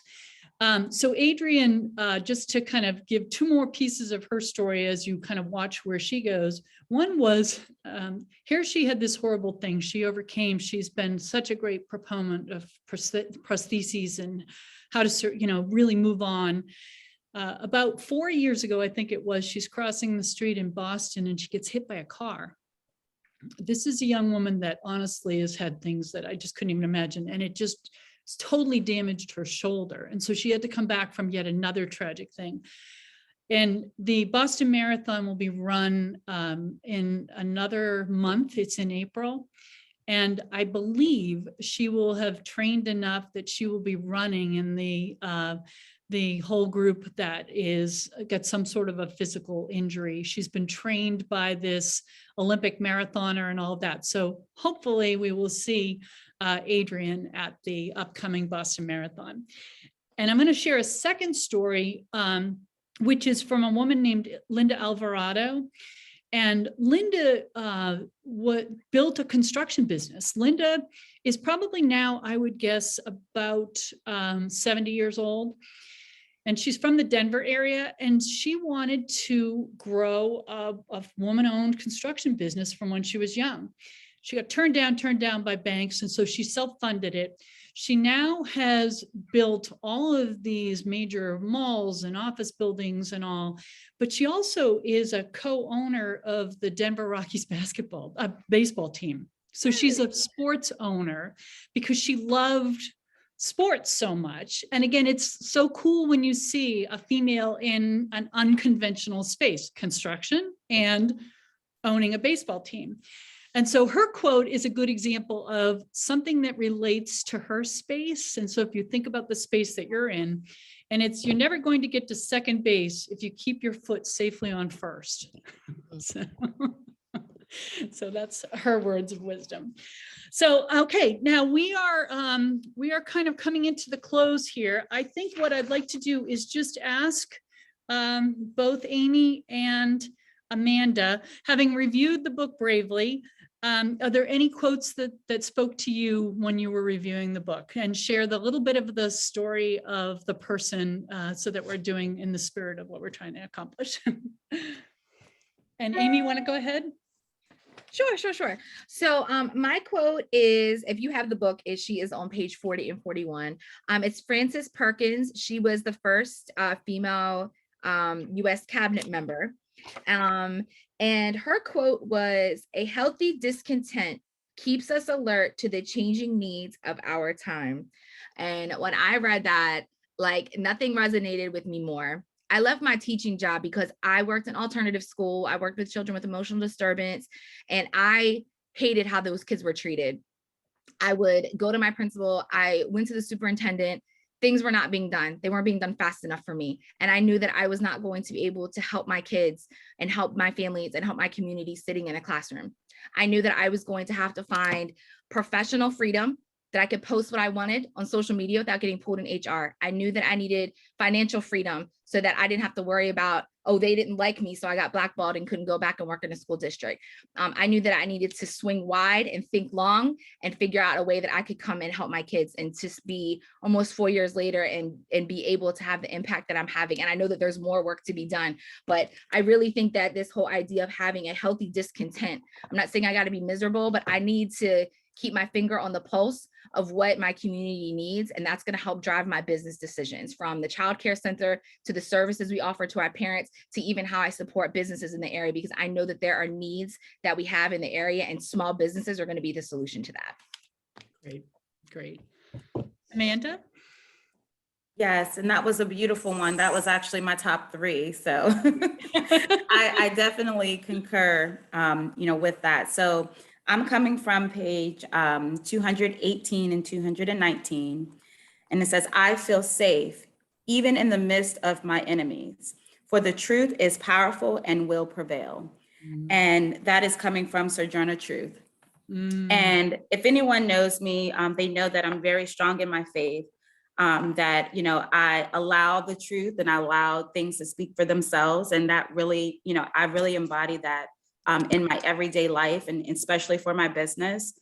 People wonder all the time, you know, how is one woman, you know, with 5 kids able to do what she does? And, you know, conversations always come up that, you know, it just tries to flood you with doubt, self-doubt. And, you know, I just let the truth, you know, be powerful and speak for itself. And, you know, I put in the work. I do, you know, what's necessary, you know, to advocate for my family, to advocate for other families and need in the community. And I just let the truth speak for itself. And, you know, that's really, you know, why it spoke to me. And like the, you know, forerunners, Sojourner Truth, Harriet Tubman, Frederick Douglass, you know, just all the ones that came before, they advocated, you know, for, you know, what was needed. They advocated for what was right. And that's what I'm always going to stand on. So I hope that, you know, anyone that gets an opportunity to know me, they understand that I don't pull any punches, but I do let the truth, you know, speak for itself. That's super. That's super. And I'm going to wrap before we go to the Q&A with one that actually drafts nicely off of something Amanda had said too, which the quote from Bravely I'm going to share is from the costume designer Ruth E. Carter. And if anyone has seen Black Panther, those totally imaginative costumes were designed by Ruth E. Carter. And her quotation is, "Be a student of your passion." She has built her reputation by digging deep into history and using her imagination to create these new ways of us approaching things. And that's something to entrepreneurs is often we have found our passion, and then it's up to us to just continue to dig deeper and to be students of our passion.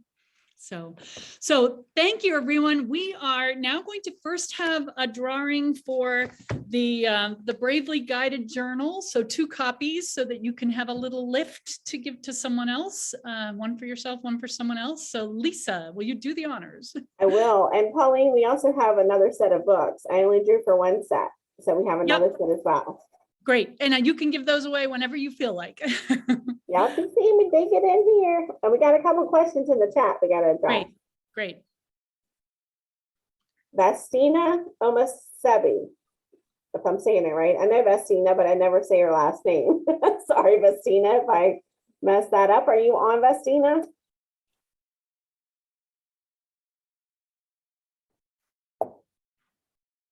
Let's see. Let me see if I see her on here. I don't see her on here. So maybe we will have to draw again. All right. Let's draw again.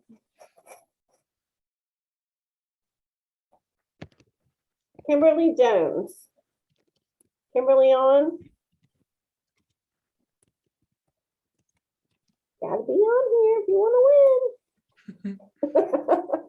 We're gonna keep drawing. Samara Wright. Samara on.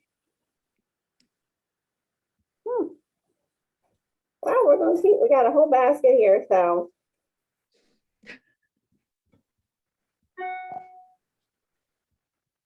Nakia Powell. Nakia Powell. Haven't seen it. Okay.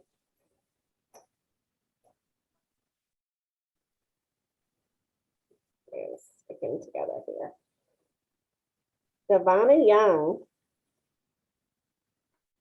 Savannah, I know she's a client of ours. Is she still on? Yes, she is. She was on, yeah. Savannah, you won 2 books. Yay, I'm here. I was trying to get it off of mute. That's awesome. Thank you. Congratulations. That was for 2 of the books. Or was that the journals, Pauline? Those were the journals. Yep. Okay, I'm sorry. Journals. That's awesome. Thank you so much. Do you want me to email you, Lisa? Yes, please, Okay, so we can coordinate. awesome. And- Thank you.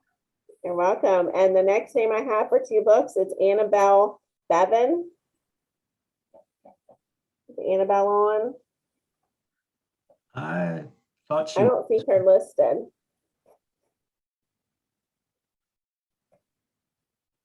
Deb Smith. Deb on? I don't see Deb on here unless it's, nope.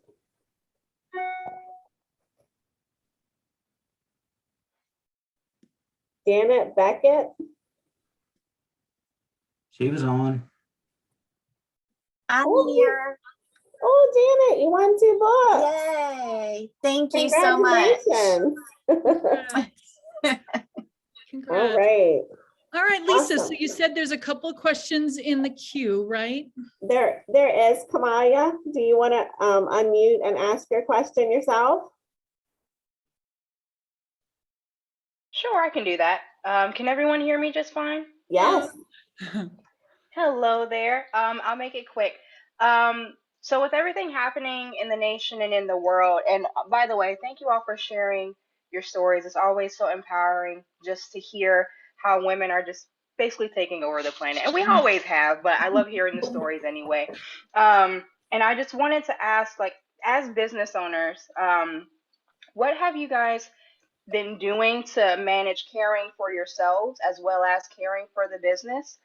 Because like some of you mentioned, you know, no one's going to be your cheerleader. No one's going to be there like in your ear. So you basically have to keep yourself at tip-top shape while running a tip-top business. So do you guys have any things that you do or boundaries that you set, things that you tell yourselves when the world gets rough, or just making sure that you've prioritized self-care? And that's my question. Amy, do you want to kick it off? Yeah, sure. It's the same thing that nobody, like regular job, they're like, hey, it's 5 o'clock, it's time to go home. You got to do the same thing. And so what I try to do is with my calendar, like I will schedule in a time for a nap. Like I like to take a nap at like 3 o'clock, like 3:30, 4 o'clock every day, if I can.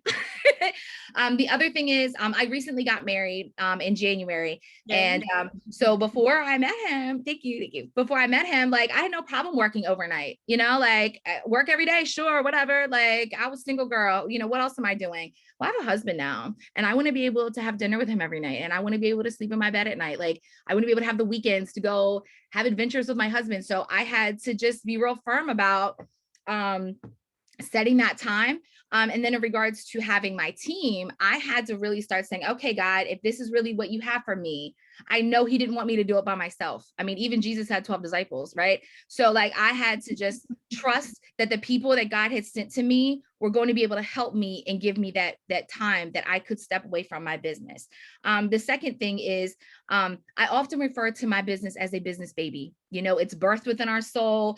We hold it, and then finally we give birth to it. And then we've got this baby. And just like new parents, we don't want to let it go. We don't want to hear anybody's advice. I don't want to hear from my parents. Like, I got this is my baby, right? So, but the problem is that like, then you don't get any sleep. Like you don't at all, like you don't get shower, you don't like get to do anything, right? So at some point you're like, okay, here's some people I can trust to watch my baby. And that was my team, right?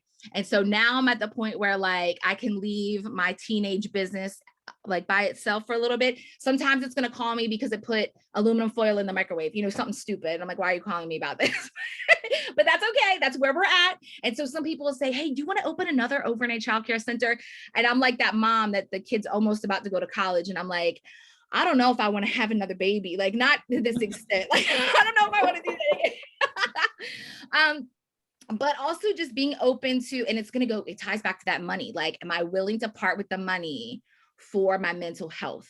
So like I spend money on an answering service. It is the best money I've ever spent. I was going on my honeymoon. And so months out, I'm like, I need to figure out a way to turn that phone off because I'm going on my honeymoon and I deserve a honeymoon. Like if I was still teaching, I would have a week off and no one's bothering me and calling me. So I called and it was a lot cheaper than I thought it was going to be. And to be able to turn my phone off for an entire week was bliss.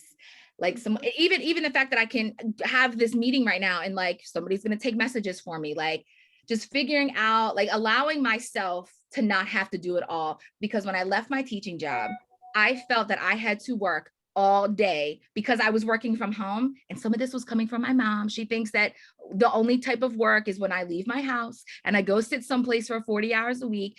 But I'm working. I've been at my desk since 8 o'clock this morning. And when I'm done with this, I have client meetings in the afternoon. I'm going to go to my childcare center. Like, I have stuff going on this weekend. So like, I am working, right? And so not listening to what my mom is saying, and God bless her, God love her. And when that pandemic hit, and I was like, see, mom, she wanted me to stay another year teaching school. And I'm like, see, like God sent a whole pandemic. And she's like, okay, all right. But still having to deprogram myself from just because I'm home, just because I can take a nap when I want, use the bathroom when I want, because if you're a school teacher, you already know, I can have lunch when I want, I can eat when I'm hungry, I can sleep when I am tired. If I don't feel good, I can stay in bed. Like all of those things, like I had to give myself permission to do because I thought that there was some kind of like award I was going to get for working 80 hours a week. And I was miserable and I was tired. My body was, I was getting sick, like, and this is not the time to be getting sick. You know what I mean? So that is probably the biggest, like you are going to be your biggest hurdle when it comes to that self-care. You have to give yourself permission. And sometimes you have to disconnect and be the CEO and allow yourself to be an employee. How like Beyonce, she's Sasha Fierce up on stage and then she's Beyonce the rest of the time. You have to be CEO and then you have to be employee. And sometimes you have to boss up on yourself and say, no, Amy, go take a nap. Like yesterday, I was getting very overwhelmed. There was like 5 different things I had to do. And I said, you know what? I closed the computer, I went and made dinner. And you may think, oh, you traded one job for another, but I like making dinner for my husband. You know, I did a couple loads of laundry. And then 2-3 hours later, I came back and I was able to like get my stuff done. So allowing you to, like I said, give yourself permission and then figuring out what works for you, because I had to deprogram myself from Monday through Friday, that I can only have fun on the weekends, that I can only have fun at night. I can only vacation in the summertime. I just went to Disney World on Tuesday. You know why? Because I can. You know what I mean? Like, because I can. And that used to be a hard thing for me to say. Like, I would hide the fact that I was going places from my mom, like, because I didn't want her to be like, it's Tuesday. You're going to Disney on Tuesday. You're flying to Florida on a Wednesday. Yes. And that is okay. It is okay to take a nap at 3 o'clock. It is okay to take the day off. It's okay to lay in bed until 11 o'clock if that's what you need. So listening to your body, bossing up on yourself and making yourself take those breaks. That would probably be my biggest advice. Great. That's Amanda? awesome. Yes, and Dr. Amy, you pretty much said it all. And I can just sum it up to say, give yourself grace. Give yourself the grace to do all the things that she just outlined. It's so crucial. It's so important. Me coming out of having kids, my kids are stair-stepped. And, me coming out of that, I didn't know a life outside of, my kids at one point.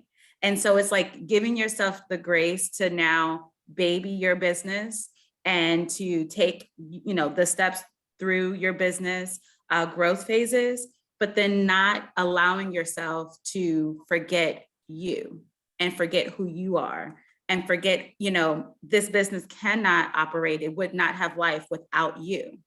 So your business, if you die, if you fizz out, your business is going to fizz out. Your business is going to die.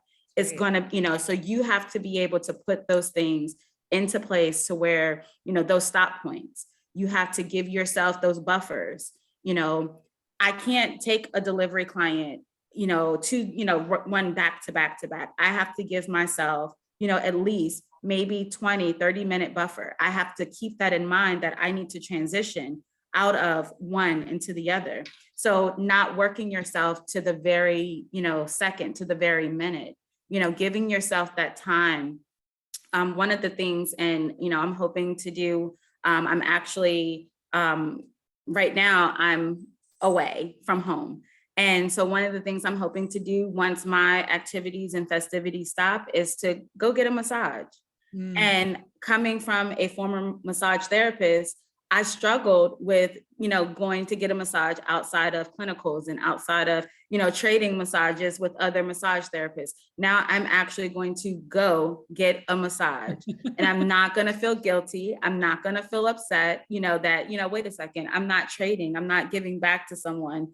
No, I'm going to get what I need. I'm going to get my refresher and I'm going to do what I have to do for my sanity. So then when I do go back home and I'm back in my business and I'm running the day-to-day, then I'm doing it from a healthy place. So that is, one of the biggest things is just giving yourself grace to take care of yourself.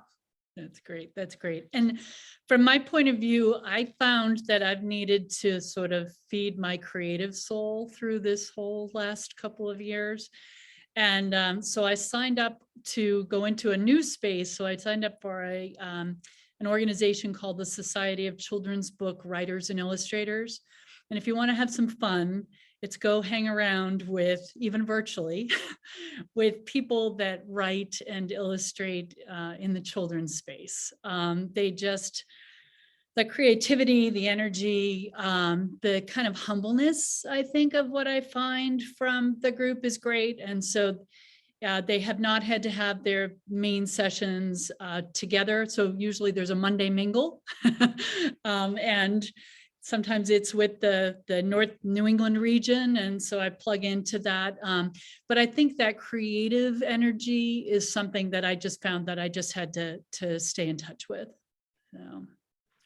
Can I add to this conversation? I just love this dialogue.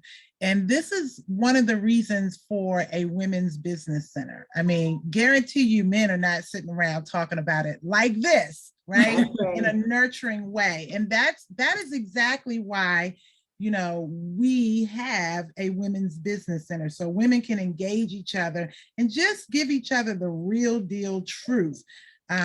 We had a conference a week ago or whatever, we, collaborated, Lisa and I, and it was about health and wellness and all of that. And it disappointed me that there were some women who just didn't get it. They were like, why is a business entity having these conversations about mind, body, and soul? They did not, sometimes women do not understand if you're not healthy, if you don't feel right, if you're not, right with self, if you're not getting the relaxation you need or the attention you need in other ways, you don't do good business. That's just the bottom line. So we have to talk about it and encourage each other. So thank you to the panelists and to our moderator and to Lisa and all of you for being here and taking, listening and learning about this. Thank you, Anne. My sentiments exactly. We have so many wonderful comments in the chat. I hope you guys are reading those. I do have one more quick question before we run out of time for this. And it's from Gwen. She wants to know, Amy, Amanda, and Pauline, do you have a team or board members that you collaborate on site to help make decisions concerning your business? Or are you sole decision maker who gives directives to your employees? Amy, you want to kick us off? Sure. It really kind of depends on what is what. So my childcare business, a lot of things come from our licensing. So depending on your industry, that's going to be in regards to like specific things that have to be, trainings and certifications we need. But I am the sole decision maker. I have advisors, like I mentioned earlier about having coaches. I make sure I take a lot of free classes and paid ones and paid coaches and that sort of thing so that I can make good decisions. So that's who I run things by if I need to make big decisions. Great. And Amanda? So yeah, so for my for-profit business, I am, the sole decision maker. I do rely heavily because a lot of what we do is kind of tech driven at times. So I do rely heavily on my husband's support as he is an IT professional. So we kind of collaborate heavily on that. But then as far as understanding the all-encompassing logistics and, all things that encompass the other side of the business, I do rely on some mentors. Unfortunately, a lot of what I'm doing is still a ever-growing, ever-learning industry. So it's really different, and I really hate to say it, but it's different being a woman spearheader in this industry, a male-driven industry that I'm in, to really crack the code of, what that looks like as far as mentorship.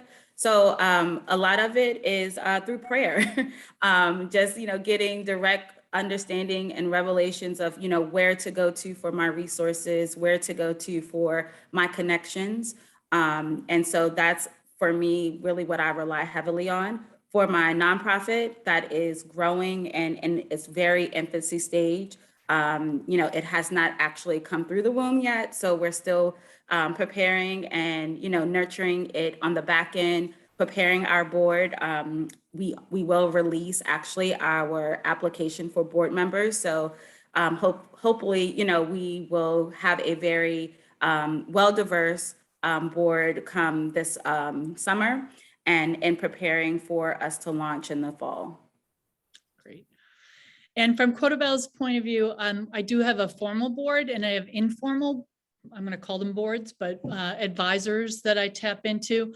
And it can be hard. You hear things that are not always easy to hear, and you're challenged in different ways. And I'd say, you need to take advice and take it with humility and just realize that things are in the best interest of your business.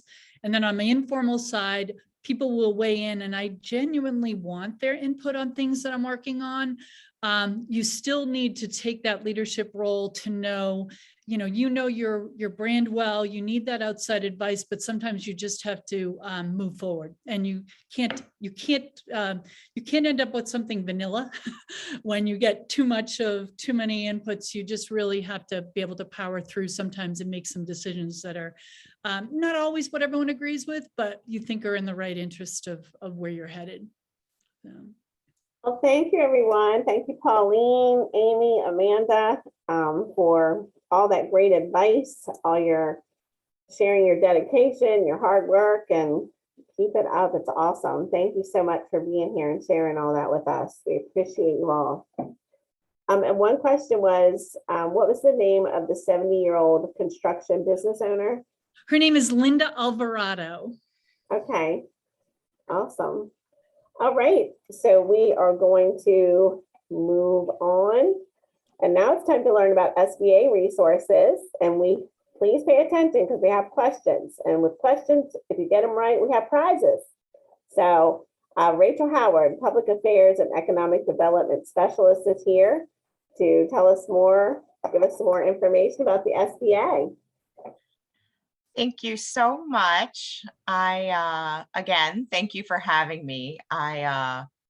I have to say, I'm a little intimidated after that wonderful panel and such good stuff. I thought I had some good stuff to share, and it pales in comparison. So thank you, ladies, so much. It was so nice to see Amanda again. We go back quite a ways, and certainly, our other guests, such great information. So I've been kind of taking some notes. I'm going to try to kind of piece things together and come full circle. And I am going to jump back to our opening. Again, Steve apologizes so much that he was having some technical difficulties. So again, thank you and welcome from him. And I just want to give him a shout out to my girl Ann at Baltimore. I in no way was trying to slight the resources and services available through them. Certainly Lisa and Ann both have great programs. And as you've heard, we do a lot of collaboration. We do a lot of stuff together. And as you'll see, as kind of we move through this next phase, no matter where you end up, we all work really well together, and we just want the very best for you, and we're going to make sure we get you to the right spot. So all that being said, we're going to see, because again, this is always fun, we're going to try to share a screen. So let's try it, Lisa. Let's see what happens here. Where are we at? Do we have the first slide? Yes, there you go. Yay! All right. Okay. So again, we are the SBA, so federal government. And I know Lisa mentioned we're the Baltimore office, which is sort of just a technicality. Most of the territory happens, details happen behind the scenes. So we are Baltimore, just means that we cover the entire state with the exception of PG and Montgomery County. Folks that may be with us or your friends, family, whatever in that area would just be served by my counterparts out of the Washington, D.C., the district office. So again, Most of it happens behind the scenes. Just reach out, we'll get you to the right spot. So we are the federal government. Our sole purpose in life is to help you be successful in your business. So whether you're just starting out, that light bulb moment, maybe you've already started, you're looking to expand, whatever it may be, we have a bunch of different programs that can help you.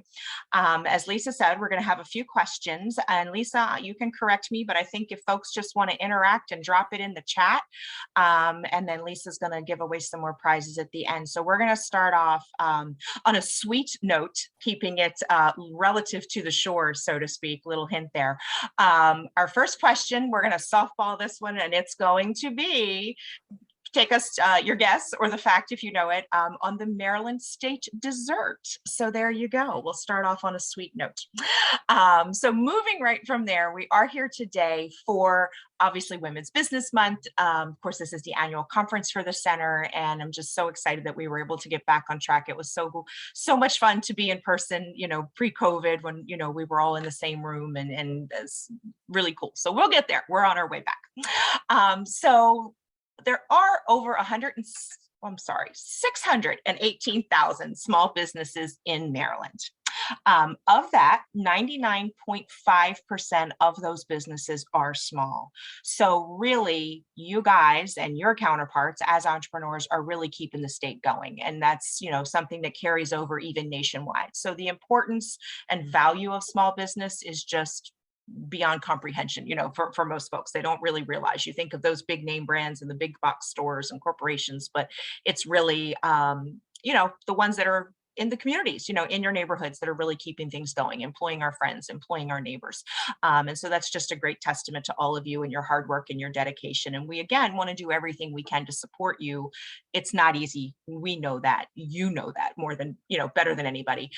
So we want to help and do everything we can. So, in particular, 44.3% of the businesses in Maryland are run by women-owned businesses.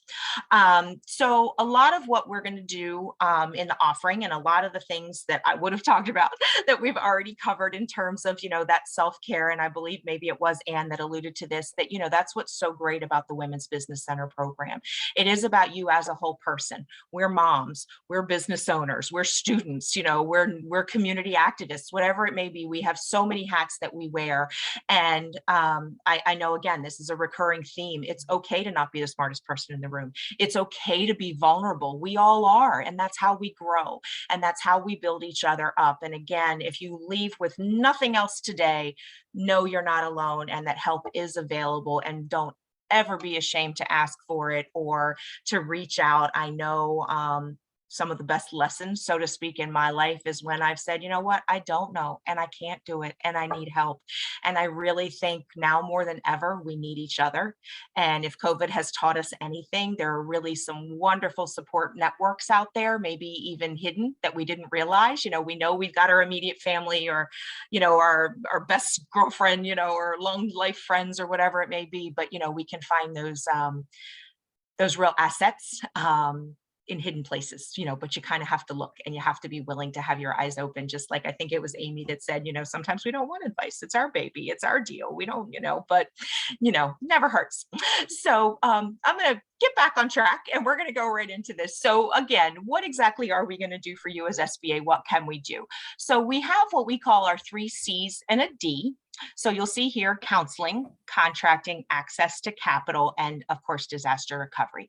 So I'm not going to talk a whole lot about contracting. I know Pam Gregory kind of touched on that at the beginning, and certainly there's lots of information on sba.gov.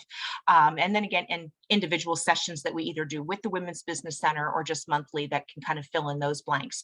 So for today, we're just going to, since we're here, we're going to go right on ahead and talk again. You're with us through the Women's Business Center, one of our premier counselors. So we are, as a federal agency, really the smallest of all of the agencies. So we always joke, you know, we're small but mighty, but we can't be in a lot of places. We're very limited in our staffing. So one of the ways that we do get our mission accomplished is we have a resource partner network. So you'll see here on the screen, we have 4 partners that are officially sanctioned, you know, funded through the SBA.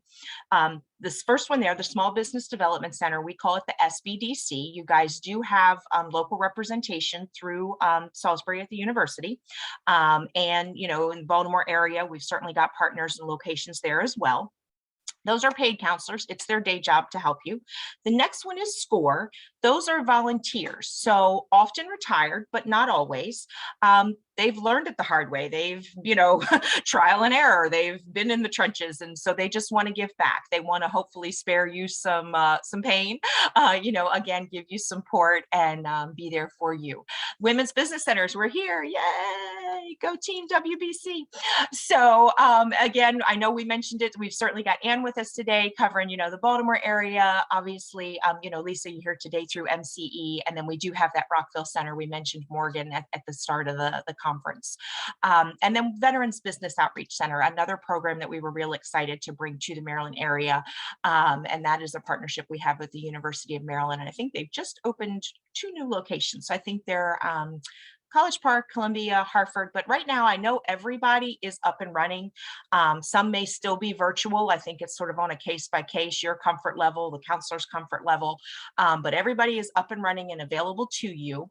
It seems like there's a lot of competition, like we're all doing the same thing, which is really true. I'm not gonna lie, it's close. But the bottom line is everybody is gonna be able to meet with you and offer free, most important, free counseling. So you can sit down and have a conversation once, twice this year, next year, no limits, on your business. Again, whether you're at that light bulb moment, maybe you're working on the business plan, you need to go seek some financing. Do I move from my home office? Do I, you know, take my flower shop from the garage to Main Street? You know, whatever it may be, could be marketing, might be QuickBooks, any number of things. Really, the sky is the limit. So again, no wrong answer, except when you don't call or when you don't ask the question. So again, let us know how we can help you. All of them are, again, very similar. You will find it may be based on geography. It may be based on a personality. Maybe you just click with one organization more so than another. Obviously, we've talked a lot about the women's business centers being maybe a little more holistic, offering some more networking opportunities, you know, that support network, you know, balancing work life, home life, that kind of a thing. And again, you can meet with them all. I mean, you know, if you've got the time and you can work it in, information is power. And the more we know and the more data we have to make those decisions, sometimes, you know, that's even better. I know me personally, I can't pick a paint color to save my life. Too many choices is ridiculous. But in this case, you know, it never hurts to have, you know, again, good quality information and direction. And most importantly, it's all free. So please, again, just reach out and let us know how we can help you. I don't want you to feel you have to write all this down here. And I know Lisa's recording it and we can send slides out, but the easiest way to find out the locations nearest to you is just to go to sba.gov. Once you're there, there's a menu item that'll say local assistance. So sba.gov/local assistance. You're going to click on that and it's going to pop up a new page that's going to have a great big map of the US. And there's a little box on the left-hand side that you can put in your zip code and it will generate for you, populate the list of all of the locations that are nearest you. So that's going to go for the individual centers. It's going to go even for lenders, the whole thing right there in front of you, sba.gov/local assistance. And it works out by, you know, nearest, you know, a half mile away, 2 miles away, you know, on out. So the farther you go through the list, the farther from home. But again, COVID, most of it's virtual. There are plenty of options. So we're going to move right on into money. We all need it, right? So one of, again, the key things that SBA does offer is government loan guarantees. So we don't actually directly lend money out. The only time we would do that, and we've been in the news a lot lately, with EIDL, our economic injury disaster loan, you know, with COVID and pandemic response and things. So in that case, yes, someone may have gotten direct money from the SBA, but that is the only time. So just as we are that small but mighty, and we rely on our resource partner network, our counselors to work with you one-on-one, we have a financial network as well. So we work with individual lenders lenders. We have about 100 across the state of Maryland, and then certainly lots of folks available as well. Online lending certainly has, grown in popularity and availability, clearly over the last several years, even the last decade. So we'll get to that one in a second. But for starters, again, we have SBA-backed loans. The advantages for you are going to be that we do typically have competitive terms. So we are able to regulate, the fees and things that are charged. Typically, when you have an SBA loan, there is a lower down payment piece to it, which is always good. Flexible overhead requirements. And in some cases, the microloan program in particular, you will actually be assigned a counselor or a representative that'll check in with you, and they'll give you that counseling piece and kind of be your built-in mentor and just make sure that, your numbers are on track, that you're making smart decisions, that you're using those funds that you've been able to get to the best of your ability to really maximize that opportunity. And in many cases, that can also be a credit builder. Maybe you were an architect and you want to go open a bakery, so sometimes you need, that extra backing to build the credibility, whether it's, the financial credit, your experience, whatever it may be. So again, lots and lots of choices here. And just to give you an idea, each year on average, not counting pandemic response, but through the SBA, just our office, representing that Baltimore territory, over 600 people, individual small business owners, get assistance from us, and it's well over $200 million. So I know there's a lot of information out there. Good news, bad news, depending on which channel you watch and what paper you read and who you talk to. But I want you to know lenders are lending, and the money is out there, but you need to do your homework. And that takes us back to that asking for help, that being vulnerable, reaching out to a counselor or through the WBC. It might even just be a fellow business owner that just is willing to take a look and share their experiences. So sometimes it's tough love. The counselor's going to give you some homework. They might ask you a whole lot of questions. What on earth were you thinking? Where are you headed with this? Like Amy said, are we going to open a new location, or are we good with one? Whatever it may be. So they're going to get in your head. They're going to get you thinking. And again, some homework, some tough love, but it's truly all in your best interest. So again, lots and lots of choices. So, oops. There we go. So again, what exactly can you use the SBA loan for? So we talked about some of the advantages, lower down payments, lower interest rates. Again, it can be to start the business. Again, we're at that very initial stage. We're still dreaming about it. You're just getting off the ground. Maybe you're in business. Are we going to open that second location? Are we going to expand from the home office? Whatever it may be. Could be that you've worked for someone for years and the boss wants to retire, and they're giving you the option to buy out that business. Maybe you want to open a franchise. You have a great idea and you think we need business XYZ in our neighborhood. So that's certainly an option, franchising. Again, you'll see here, at the bottom, you can access revolving lines of credit that way just to help you get through the day-to-day. You might need to renovate your facilities. Maybe you're going to buy a building and you need to make it, turn it into the kitchen or turn it into, whatever it is that you're doing. Again, inventory, we need inventory. We may need equipment, maybe you're a dentist, and you need x-ray equipment, whatever it may be, lots and lots of choices there. If we're thinking globally and we want to go big and look to the world market, we also do have a program specifically for export, working capital, international trade.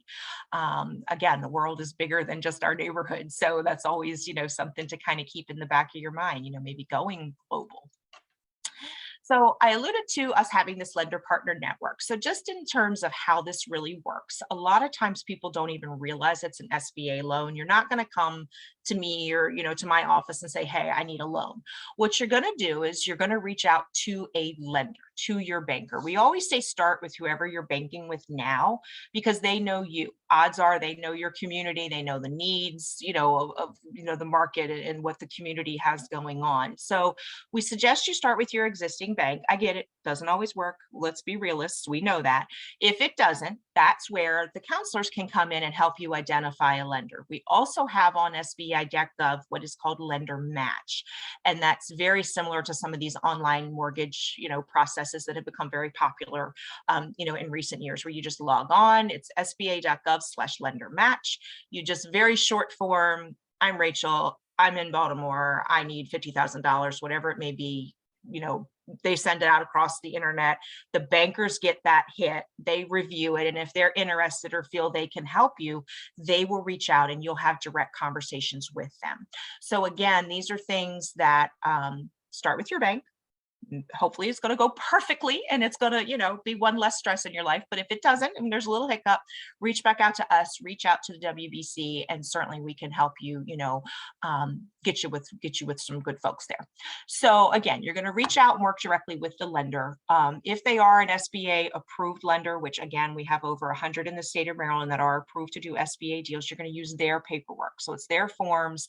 They have the authority to process the loans, and then it comes to SBA on the back end, kind of as the final say there. So again, we're going to go from the lending partner, they're going to do the paperwork, and then you'll get the money directly from them. So where is SBA? What do we even have to do with this? It sounds like it's a bank loan. Pretty much, but here's the catch. The easiest way for me to relay it is think about the kid that wants to buy a first car. The parents are going to co-sign, and that's going to, the lender is now more willing to give the kid that car. They're going to, again, build that credit. So that's sort of that role that SBA would play. So you're the kid, we'll be the parent, and we're going to sign off so that the lender is more willing to do the deal. It reduces their risk because they know that the SBA will guarantee that loan. They're going to get their money if, heaven forbid, something happens. So you'll see here at the bottom, there's three basic areas, types of loans that we have. So the micro loan is just as it sounds. That can literally be $1,000 on up, 100,000, probably averages somewhere around 50,000. Again, that's one of those that can be the credit builder loan that can help you. It can keep you away from those credit cards or pulling money out of your 401k. Please don't resort to those things. Please ask any one of us for help first. We hate to see it. No reason to be charging, 20% on credit cards when you've got other options. So the micro loan, again, those are preferred providers. I think we have about 7 now across the state of Maryland. Certainly our host today, MCE, is one of those. And again, all those are on our website, the entire list, and they can help you certainly with that. The 7A is sort of our catch-all, and I apologize, it's the government. We have an acronym for everything, so I'm sorry, but it's 7A. That's sort of the catch-all loan program that we have. And those loans, they're probably going to average around $150,000, give or take. I mean, it can be smaller, again, 100 on up, into the millions. And that's pretty much, again, the catch-all. That's the working capital, the day-to-day, the, large variety, lots of options in terms of use of proceeds. The 504 here, the last one that we've got listed, is much more specific. We work through what we call certified development companies. So it's a third party. So the bank is going to kick in about 50%. The CDC, that certified development company, typically is going to come in at about 30%, and then you as the small business owner would only be required to put up about 10% of the whole loan project cost. So again, think big on those. That's going to be, you're buying a building. Again, we always say bricks and mortar, but just think big bucks. So the maximum on that, on any of these loans, 7A, but more specifically the 504, we can go all the way up to a $5.5 million project. So wherever you are in the size of your business, your growth cycle, we can help you. Odds are we have a loan product that we can tailor and work for you. So again, whether it's, $1,000, $1,500 on up to that 5.5 million. But again, you need to reach out, let us know. And again, the counselors can work with you, go through those financial projections, cash flow, make sure that business plan is in order. So on that note, what is it that the lenders are going to be looking for? So we just talked about the business plan. Obviously, they're going to want to see that. And again, that's the counselor can review it, give you that tough love, make sure, all your I's are dotted and T's are crossed and things look great before you turn it over to the lender. But in all cases, we're really going by that classic 5 C's of credit. So they're going to look at character. They're going to look at you as the individual, your repayment history, your experiences. Again, are you a teacher, and you've gone into childcare, whatever it may be, or are you that architect that just loves to bake and mom wants to, oh, heck with that, I'm going to, you know, go bake pie, whatever it may be. So they're going to look at you individually. They're going to look at the capacity, your cash flow. What are your projections? Again, are you a seasonal business? Are you, you know, what expectations do you have for growth for yourself? So they're really going to look at the numbers. And I know we talked a lot about that, you know, bottom line and revenues and things in that earlier segment, and that's really important. And again, I think it was mentioned that the sooner you can grasp your numbers, you know, and get a handle for where you're going and where you are, you know, obviously, you know, you're ahead of the game in that sense. They will look at collateral or your guarantees. You know, in some cases, they will take collateral. In some cases, it may be a personal guarantee. So that will be evaluated. They're going to, again, look at the capital and the contribution. They want to know that you've got some skin in the game. You know, you've got something invested as well. So they don't want to be the only one, you know, with something on the line there, so to speak. And condition. Again, this is really important. And odds are, if you've done your business plan or if you're still in the midst of, you know, working on it, that will be addressed. You know, they're going to want to know you're going to open a coffee shop, but we've got 7 within a mile. I mean, you know, does that make sense? You know, and I keep picking on Amy, and I apologize, but it's such an awesome story and she's so willing in sharing. So I'm going to pick on her some more. How many overnight childcare centers are there? You know, I mean, at the time that was groundbreaking, you know, especially for a more rurally, you know, based area and things. So they're going to, again, want to look at the competition. They're going to look at the trends of the industries and all of that. Again, perfect world, you've already covered it, and that's going to be easy peasy because it's in your business plan. So again, that's that. So okay, I'm totally switching gears. And for those of you that are with us on a regular basis, I know we do monthly workshops, and you hear from me probably more than you want to, and I'm sorry, but I'm back. So I have a new topic, something new that we're going to talk about for a quick minute or two, and then we can do questions. We'll do a couple more trivia questions. So this is called Ascent. And what I did is I just took some screenshots right off the SBA website because that was just easiest. So if you go to sba.gov, actually, I'm sorry, it's ascent.sba.gov is the quickest way to get there. This is a new learning platform that the SBA has come out with, I'll say within the last year or two, kind of had a slow rollout, you know, with COVID and things. But this is a platform really building on that Women's Business Center program and the focus of female entrepreneurs. Again, you know, Maryland specifically, 44.3%, you know, of businesses, small businesses are female owned. So this is a special platform. It is free. It's a really quick and easy sign up. Literally, I think it's just name, address, phone number, email. You make a password to create an account for you. And that's just so that you can log in and out, back and forth, and you can learn at your own pace. So again, this is the main cover page. You'll just hit there, you hit that start learning, and then you can log in, you know, register, sign up, all free. And what it is, I took this picture of the dashboard because once you've got your account set up, this is only like the top half, just because I didn't want it to be so small you couldn't see it. So I just took the top half, sorry. So they call them journeys. And basically it is just each section, as you'll see, is a different topic. So right now, I think there's 6, maybe 8 of them that are up there. So, you know, strategic marketing, you know, disaster and recovery, I think they jumped to the front of the line just in light of COVID, what we've all been through lately. But there's, you know, you'll see here, you know, your people, human resources. And then there were some other ones, you know, on numbers and, you know, a lot of the marketing and business planning and that kind of thing. So when you click on each one of these, you'll see here at the bottom that it says 0 of 14 paths completed, 0 of 8 paths completed. So each one of these is broken out into, let's call them like chapters. I think they might actually call them excursions. Let's go to the next page. So these are the excursions. So this just gives you an idea of what it is. So there's some variety here. There's fireside chats. You've got infographics, videos. You know, we all learn differently. Some of us are more audio, visual, you know, maybe you need to read things, whatever it may be. So lots of variety here.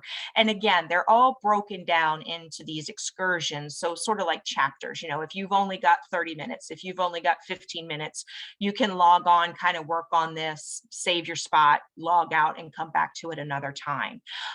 So it's really cool. It's really geared for that female entrepreneur. And again, very uplifting, very motivational, you know, kind of that we get you. We're here for you, camaraderie and things that, certainly we've shared throughout the morning. So I really encourage you to kind of take a peek and, log in here and check it out in your spare time, which I know none of us have much of. But again, it's there 24/7. So if you're awake and can't sleep at 2 a.m. or you just finished doing 12 other tasks for the business, take a couple minutes, poke around. Maybe you're sitting in the car rider line waiting to pick the kids up or waiting at the doctor's office. You can check it out from your phone, but all really good stuff here. Pretty neat, something pretty new. So I wanted to just take that chance to throw that out there. So it's just ascent.sba.gov. Free, again, can't say that enough. And then I'm going to try, Lisa, I know I'm just running my mouth, so I'm going to start to be quiet here. I'll just leave this up for a couple minutes. Again, we are the SBA Baltimore office. So sba.gov/MD is just going to shortcut you to our local page, which will give you our calendar of events. And we have lots of links to, State of Maryland, Department of Commerce, whatever it may be, things that can help you, whether it's permitting or licensing, assessments and taxation. We actually have a real live person that answers our phone. 410-962-6195 is our main phone number. We do have Twitter at SBA_Baltimore. That's our quickest way to get out information. So whether it's a program announcement or, an upcoming event, whatever it may be, I encourage you to follow us there. Our email, that is actually Baltimore. There's another underscore. So Baltimore_DO@SBA.gov. Email us anytime, night or day. That box is checked literally throughout the day, all day. And then certainly we have an online newsletter that you can sign up for as well. So, again, I think if there's nothing else I can leave you with, and I know I've said a lot of words today, not nearly as inspiring as our ladies earlier, but just again, know you're not alone. We are here to help you, but we don't know how to help if you don't ask for it.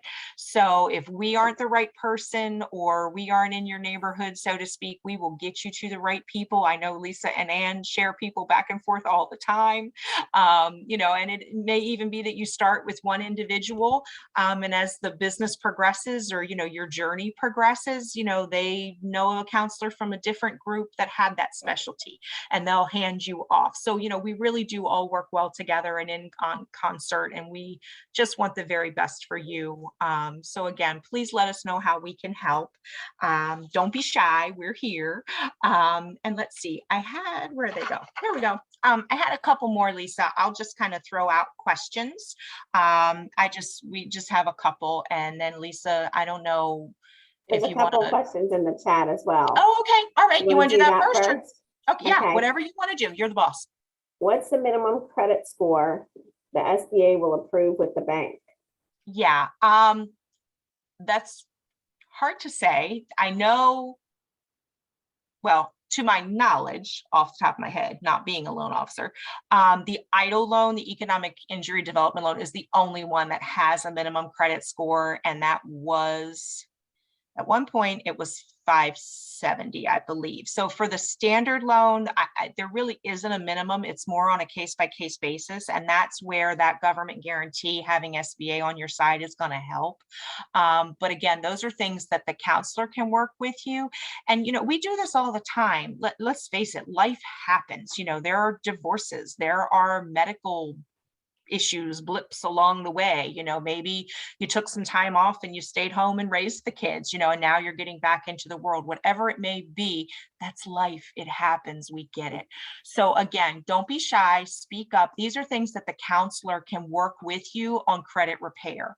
So, again, don't be shy. We've all got something, and again, those are a lot of times it's simple things. Sometimes just looking at your credit report, you're allowed to submit a personal statement, kind of explaining why you're in the situation you're in. Maybe there's a few little things, you may be able to make a settlement and get an account cleared up, or there may even be an error. Maybe you're not even as bad as it seems, whatever it may be. So again, those are things that the counselors can work with you. And again, for free. I know there's a lot of people out there that will charge you, unfortunately, big amounts of money, whether it's credit repair, whether it's to get your 8A application done. Some people might even promise you that they'll do your loan application and get you a loan for a certain fee. Please don't do that. come check with us first. Let us try. Let's let us help you. It's all things that can be done on your own. And I get it. Like Amy said, sometimes it pays to get the answering service, and sometimes, there's money well spent. But again, those are things that the counselor can help you identify where to maximize your dollars. Do we need to pay the accountant? Do we need to pay the lawyer, or is this a paper or a thing that we can do on our own, and get half the work done and just pay for 1 hour of their help versus 3 or whatever it may be. So long answer, I'll stop. Be quiet. All right. So give us the answer to the first trivia question about the dessert. Okay, it is the Smith Island cake. Yes, and we had a lot of people answer, but the first person to respond was Donna Spence. All right. And Donna, I don't know if you can see, you won some ocean wave earrings and an ocean wave necklace donated from the Ocean City Chamber. It's Viva Life Jewelry is where it comes from.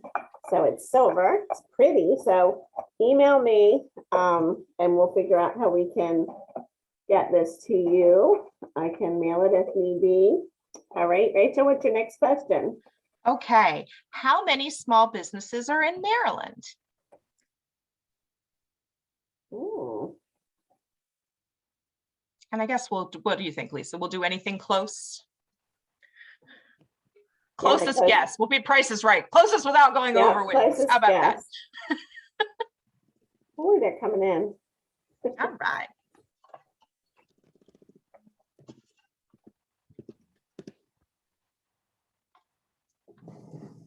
All right.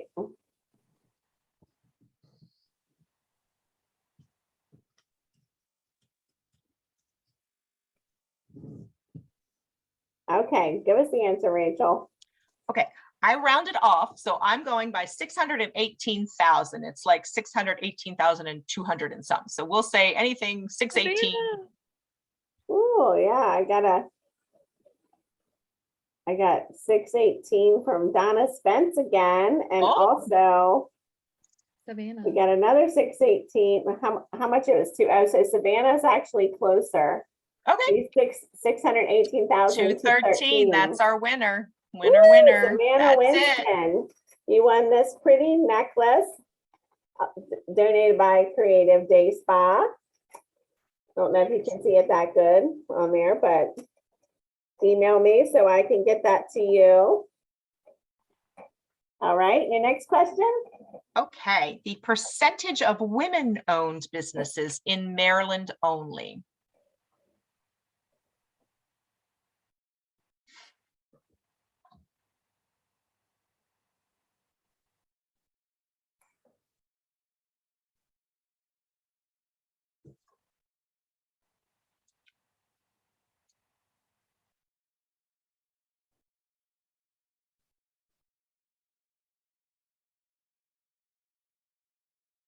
All right, so 44.3. Wow. Let me look up here. There's a lot of 44s. Yep. We have one. Ms. Florestal? Oh yeah, 44.3 exactly. Oh my goodness. Yep. All right. And she's gonna win this little purse, isn't it cute? I wanted to keep it. It's like a little you got all the goodies and stuff on it. It's burlap. That's awesome. And that's donated by Creative Day Spa as well. Sandy Gillis, former owner of Creative Day Spa. And do you have any more questions? I do. What is the maximum loan amount that you could get from an SBA loan?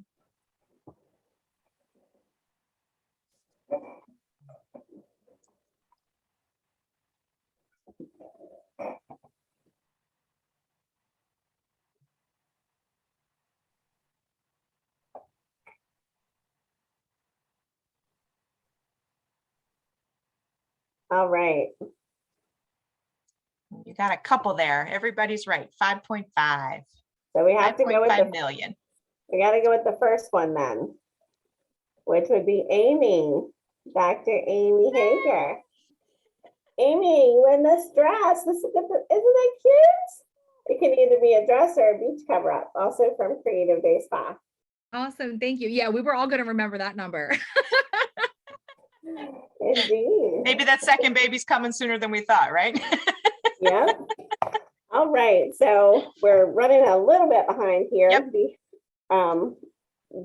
that all you had, Rachel? I the had two question? more just in case, so you tell me what you want to do. I think 'Cause I we'll know I stop talk a lot. here. I think we'll stop there. I Yep. just want to make an announcement about the necklace again. We have like 20 more minutes. Don't forget to, if you want to purchase a raffle, we have 20 more minutes to win the necklace from Coons. And so you can go ahead and do that. The link is in the chat. And also, this is where we were going to take a little break and visit our virtual vendors. Rachel, thank you so much for sharing all your knowledge. And thank you and Steve both for all your support. You're very supportive of all of the WBCs and we appreciate you. She'll just drop everything when we need her to speak or when we need something from her. And it's awesome to work with them. So we appreciate it. And we wouldn't be here if it wasn't for the SBA. That's for sure. We wouldn't have a Women's Business Center. So we definitely appreciate it, appreciate them and you. All right, so we are going to take this time to visit our virtual vendors. The link should be in the chat by now, and we're just going to take, and since we're running a little behind schedule, we'll just maybe take 5 or 10 minutes to visit the vendors, and then we'll get right back with our next guest speaker, which is Annette Johnson. So let me make sure that link is in there. Yes, it is. You can just click right on the link and it takes you to the vendors, and that way you can learn more about their products and services. We appreciate our vendors. Normally when we have it in person, we have the whole room full of vendors. So this is, this is a way I figured we could try to do this and still include them. So please be sure to visit the vendors and check out their information. And we will reconvene in a few minutes. If you need to take a break or grab a drink, do that as well.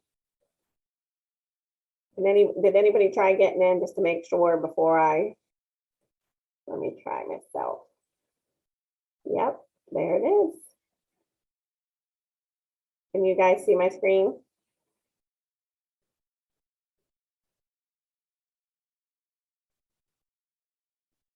That's what it should look like if you click on the link, and then you can click on each logo or each card, and you should be able to visit their sites.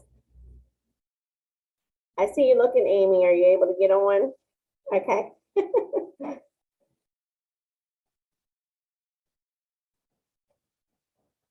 All right, so we'll be back in just a few minutes.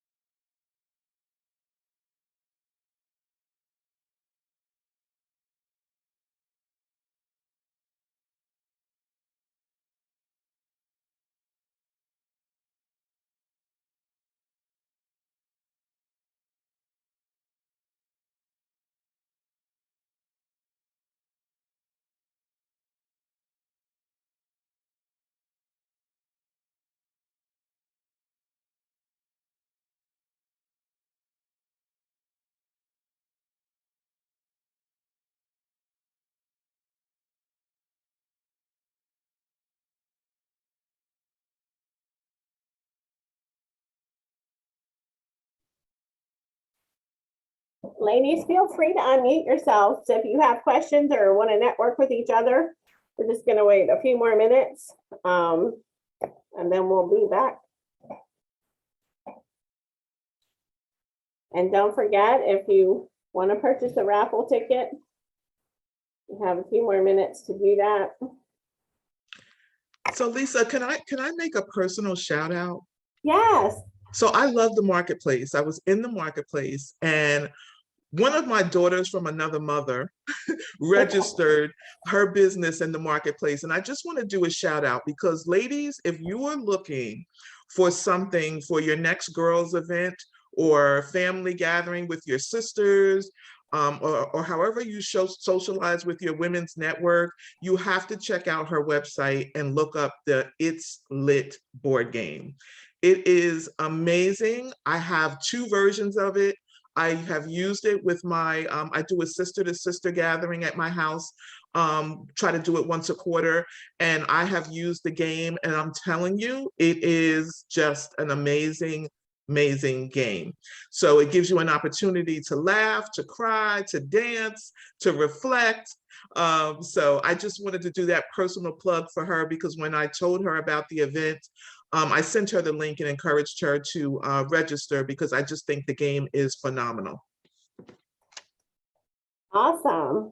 I'll have to check it out. Sounds fun.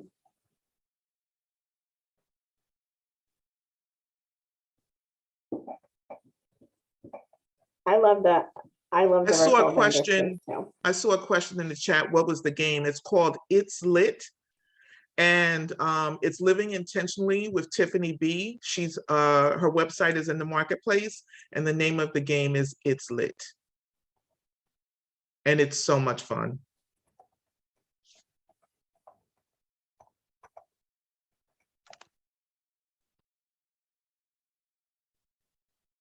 Deb, you have a question, or was that your question? Yes, I have a question. I'm Okay. Deb from Design by Deb Apparel. And my question is, I saw all of the amazing giveaways. So I want to know, how can I be able to give one of my t-shirts away for the next conference? Oh, well, you just send me an email and we'll make that happen. Okay. I'll put my email in the chat again. All right. Thank you, Lisa. Thank you.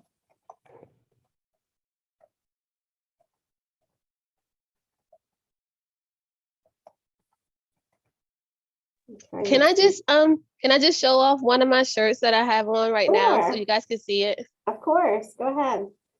Can you see me? I don't know if you can see it. Yeah, I can see you. All right. It says, my superpower is self-determination.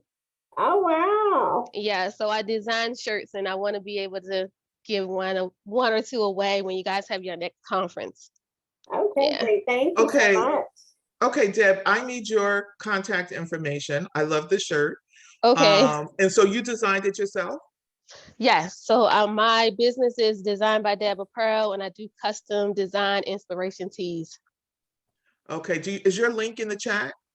I can put it in again, but I did when I first came on. Okay. I came on a little late. Okay. But Awesome. I'll definitely reach out. All right.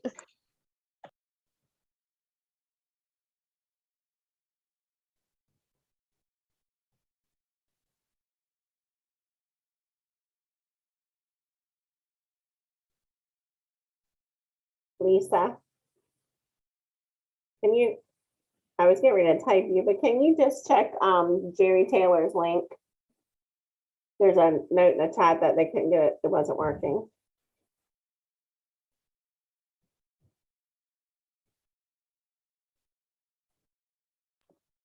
And I see a question from Sherry Sims about the game. Yes, that's the correct game.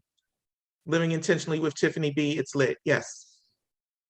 I thought we checked them all, which we did. It was working then, but you know how technology is sometimes. So we'll get that fixed as soon as we can.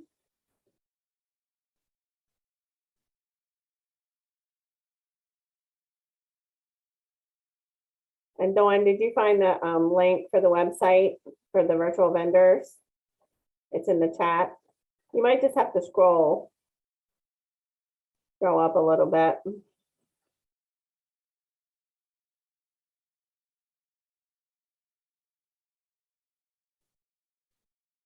Thank you, Deb. I got your link. That's awesome. I love your shirt.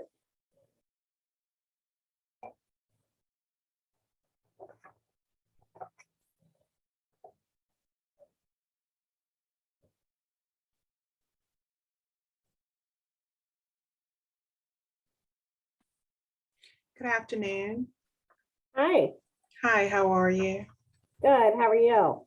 Wonderful. I'm the owner of Hope Staffing, and I know that this conference is called Inspired, and I really want to say that I have been inspired today. I'm a new business owner, and just listening and seeing the faces of other women business owners is truly inspiring.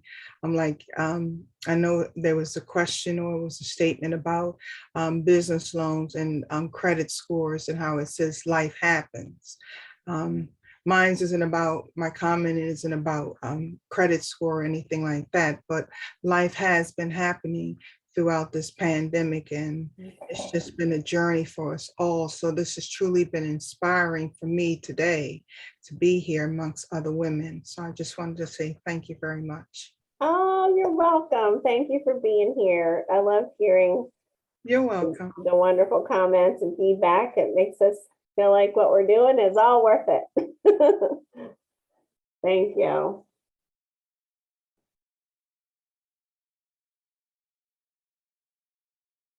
All right, I'm going to share my screen here.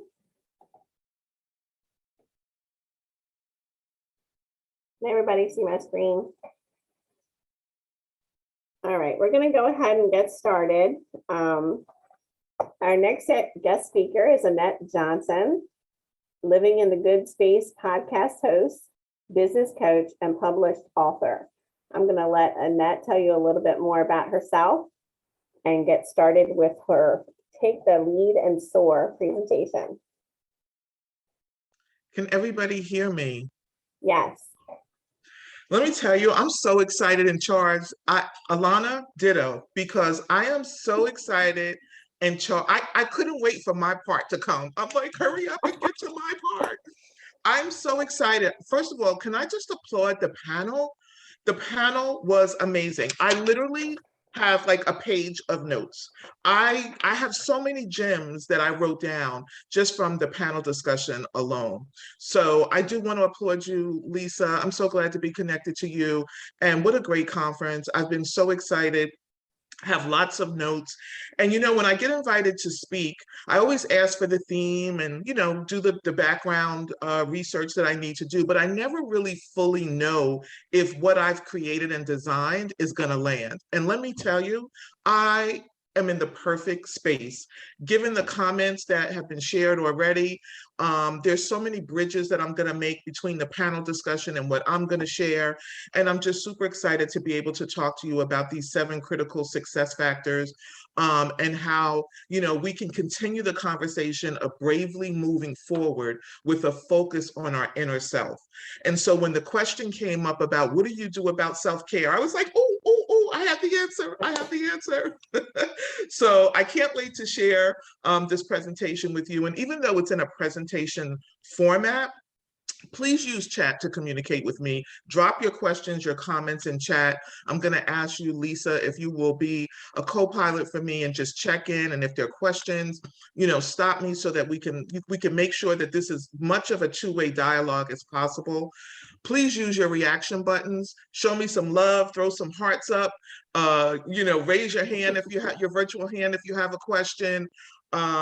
You know, use those reaction buttons because I want to know where you are. I want to track with you as I'm sharing this information. So I am going to share my screen now and pull up the presentation. The one thing that I don't like about doing this is now my presentation becomes the focus. And so it's hard for me to see everybody's beautiful faces. So I'm going to scroll through as much as I can, but we're going to take the next hour to talk about Take the Lead and Soar. And I want to share with you the 7 critical success factors for your journey. Success for me is not a one and done. It's not a destination. It's a journey. And we move through different phases of success as we live our lives every day, as we explore these visions that we have, as we pursue our ideas, our projects. That concept of success is always there. And so I just want to share some information with you today to help you keep your success top of mind and for you to be prepared to succeed. Because a lot of times we focus on that backup plan, right? Well, what if things don't work out? You know, what if this doesn't go right? What if I fail? And I want to shift that focus from the backup plan to preparing to succeed. So let's jump right in. I just want to highlight a couple of things that were mentioned earlier, some gems that I picked up. And let me just say this, if you don't have a pad and pen, while I'm sharing my gems, please grab a pad and pen, because there's some things that I want you to reflect upon as we go through the next hour. So if you don't have a pad and pen, please grab one. But listen to these are some gems that I captured. You know, Amanda said, do the work, dig deeper, and add action to your passion. Can we just let that marinate for a couple of seconds? Because those are some powerful statements. Do the work, dig deeper, and add action to your passion. Pauline said, be a self-advocate. You have to advocate for yourself. We have to not forget to advocate for ourselves as we're out here advocating for our communities and for other people. Dr. Hager, leverage your strengths. She said that in transition, she was tapping into her strengths, those skills and experiences that she had in previous roles to transition into her new role. And then this one really, really struck me when Amanda said, you know, talked about this self-talk. And she said she had to stop telling herself, I can't, and start telling herself, I can. And so these are some gems that I made note of. I want you to think about a few things as we go through this presentation. I want you to, as we go through and I share this information, I want you to reflect and I want you to capture something around what you want to continue doing. So as we reflect and go through some of the exercises, think about, what do I want to continue doing? It's a strength of mine. I do it well, but I need to leverage it more broadly. So what do I want to continue doing? That's number one. Number two is, what do I want to stop doing? This is not working for me. I've been trying it over and over and over again. I'm not seeing any progress. It's not working. So maybe I need to stop doing this. Or, I've never tried this before. So what do I want to start doing? So that's your assignment as we go through the next few minutes together. What am I going to continue doing? What am I going to stop doing? And what am I going to start doing? Give me a thumbs up if everybody is on board with that. Thumbs up. Okay. So let's keep going. So how many people have traveled by air? Give me a thumbs up if you have been on a plane and you have traveled by air. I see some thumbs going up. All right. So you can take yourself off mute and tell me what comes to mind when you see this photo. What do you remember? Put your oxygen mask on first. Yep, before you help other people. Yeah, Yes. before you help other people. Exactly. You gotta Yes. save yourself first. Yes, yes. And so you have to put the oxygen mask on you first. Why? Because you need to be able to breathe so that you can function. And in your functioning, you can help the person to your right or your left. But if you can't breathe, you can't help yourself and you can't help anybody else. And so that's really the foundation of this conversation, is making sure that we're taking care of ourselves, not only as leaders, but as women, as individuals, so that we can continue to provide the services. Because listen, I was listening to the panel discussion earlier, we're caretakers. We're natural born caretakers, and you don't have to give birth to be a caretaker. It's in us. It was just instilled in us at birth. And so we're in these positions where we're caring for our communities. We're caring for parents who are caring for their children. We're caring for issues that need to be addressed. And so in that caring, we're constantly pouring out.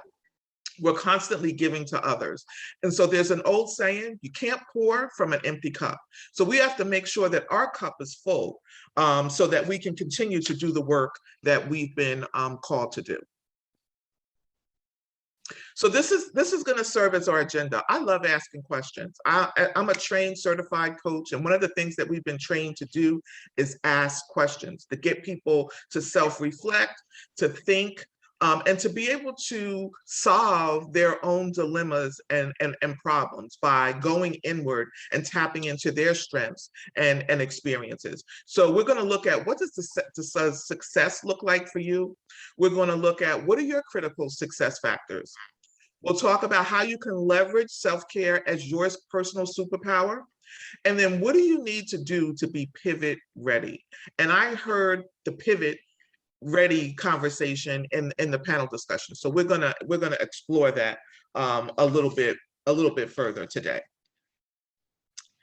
And so our first question is, what does success look like for you? And I want you to put it in the chat, a few words, descriptive words. What does success look like for you? How do you know that you've achieved it? Or how do you know that you're experiencing success? And then Lisa, if you can just share some of those comments as they're put in. What does success look like for you? And think in terms of accomplishing your goals, or, you know, aiming for a level of attainment that you're aiming for. It could be, you know, wealth related. It could be, you know, however you define success. How do you know when you've experienced it? So in that, we have freedom with my time, helping people, happiness, flexibility. Success to me is getting everything done on my checklist for the day. I feel a good connection with my creator, being able to be free, not having to struggle, bringing services to the community, seeing seeds I've planted grow and thrive, continually learning from trials and growing personally and professionally. Awesome. Yeah, there's a few more. Do you want me to continue? Yeah, give us a couple more. Once I enter flow and productive. Stress-free, flexibility, educating and helping people. Well-run machine, peace. Listen, you're in the right space, being a well-run machine, because this machine of ours, sometimes we focus so much on building our business that we forget that we are our business. And so we have to make sure that we're taking care of our business in order to run our businesses. And so the reason why I asked this question is because in order for you to know what success feels like or looks like, you've got to be able to name it.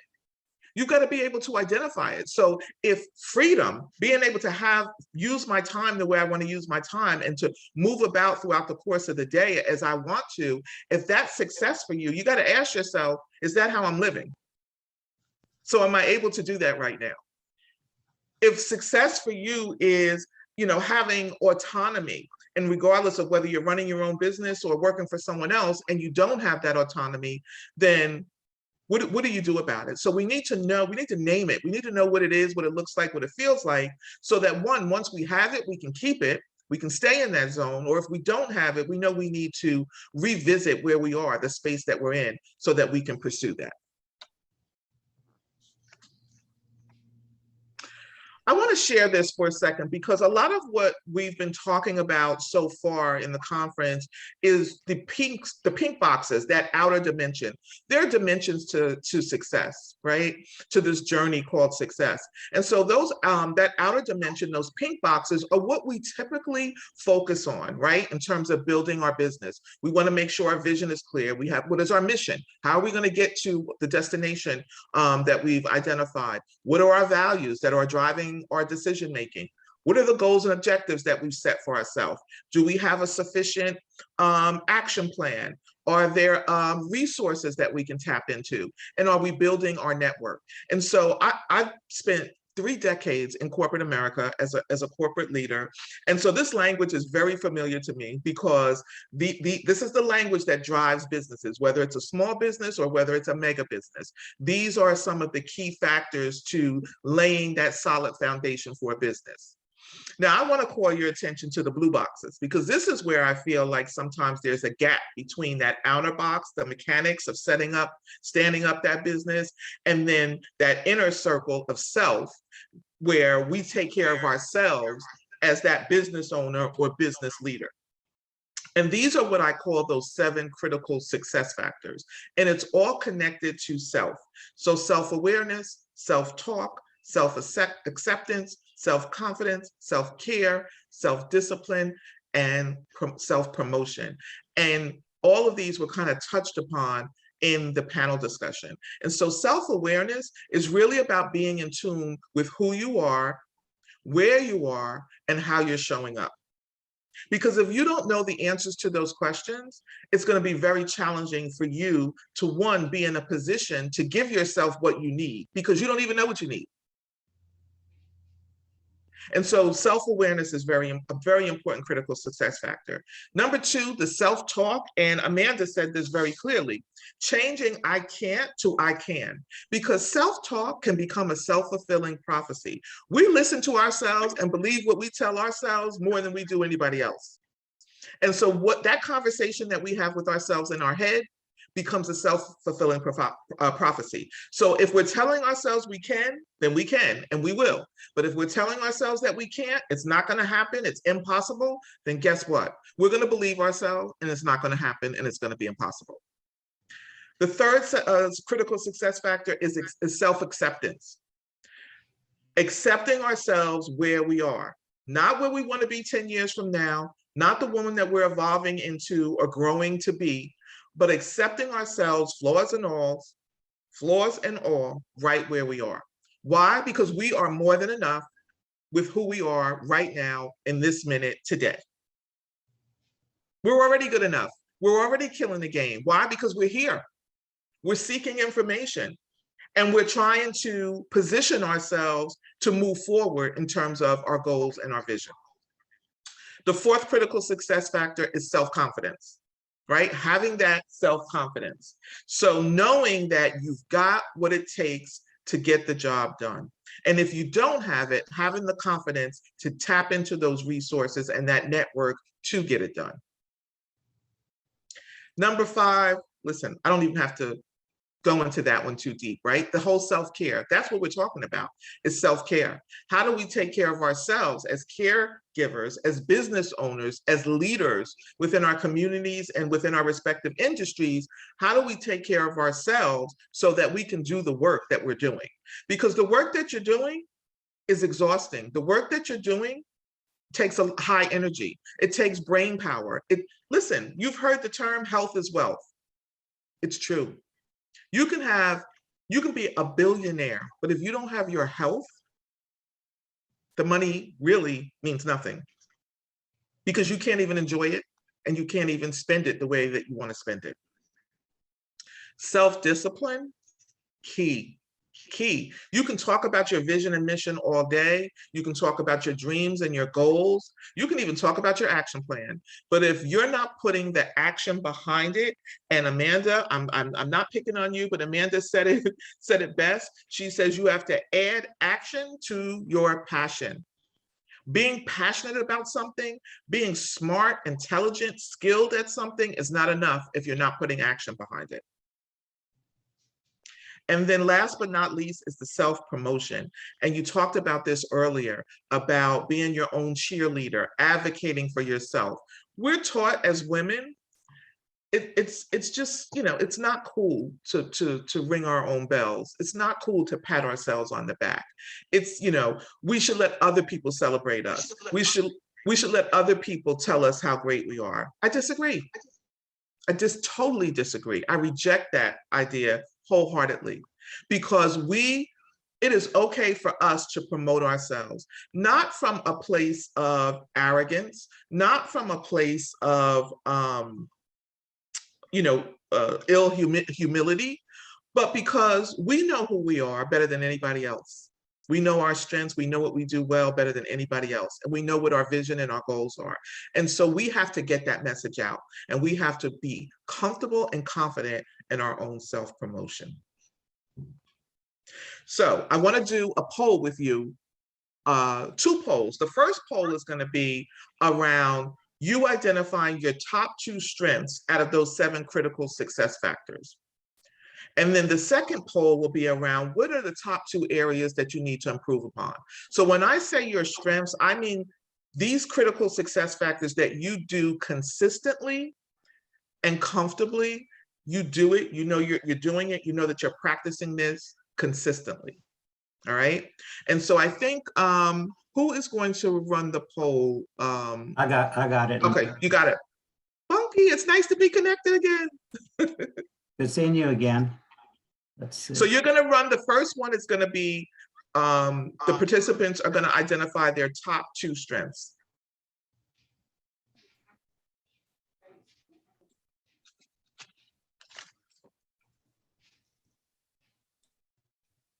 Here we go. Can everybody see it? I see it. And so all they have to, there we go. I see it. Self-awareness is taking the lead. Self-discipline, self-talk. We'll give it another minute. It looks like the majority of people have participated, but we'll give it another minute. This is awesome. Awesome. So self-awareness, I'm so glad to see such 59% of you are saying that that's your strength. And that's awesome, because that really is the North Star. Because when you have a heightened level of self-awareness and you're really connected to yourself and you have a good relationship with yourself, everything else will happen organically. It's when you don't know who you are, how you're showing up, and what you need to be able to accomplish your goals and your dreams. That's a red flag. That's a risk factor, because when you don't know what you need, then you can't provide it to yourself. Self-talk, 38%. Yeah, so this is really good. So let's go to the second poll, and let's take a look at let's look at the top 2 areas that we want to improve upon. So these are areas that you know that you're not maximizing your potential now, right? This is what I mean by top 2 areas of improvement. You know that you can do better and you want to do better. What are those two areas?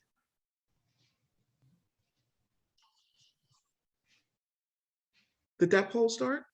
No, let's see.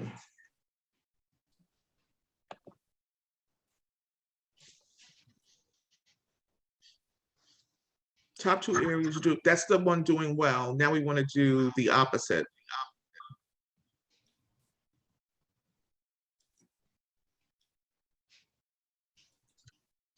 I'm sorry, what is the question for the second poll? The second one is you're going to identify the 2 areas that you want to improve upon. Thank you.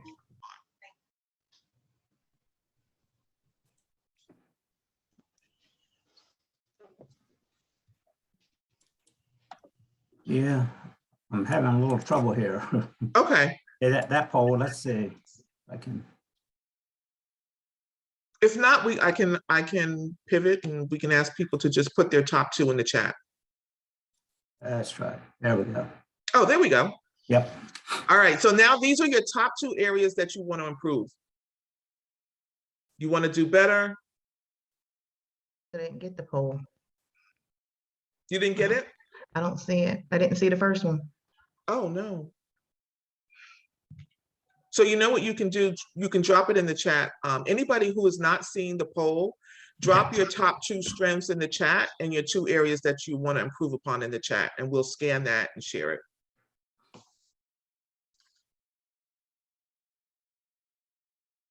So far we're seeing 56% self-promotion, self-confidence, 52%. Self-care is coming in 3rd, and then self-discipline. What are you seeing in the chat, Lisa?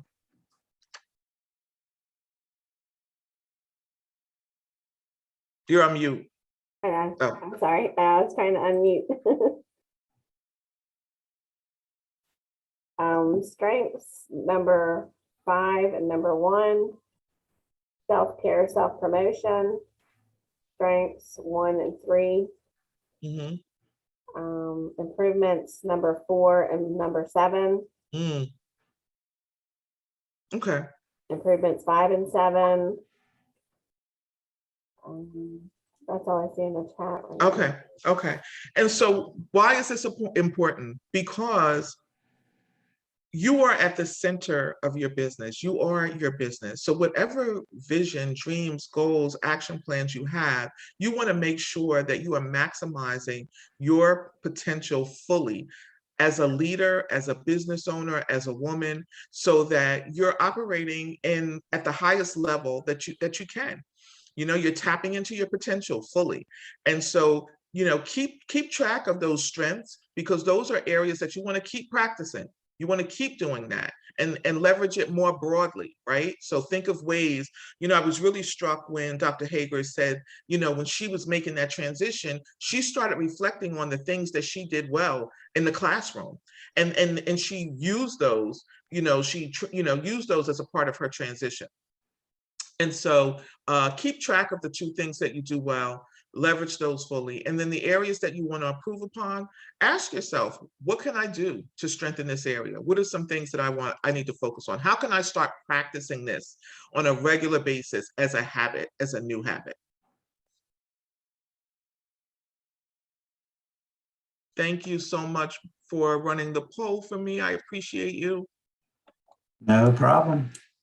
So let's pause for a second. I just want to check in with people. I'm going to stop sharing for a second.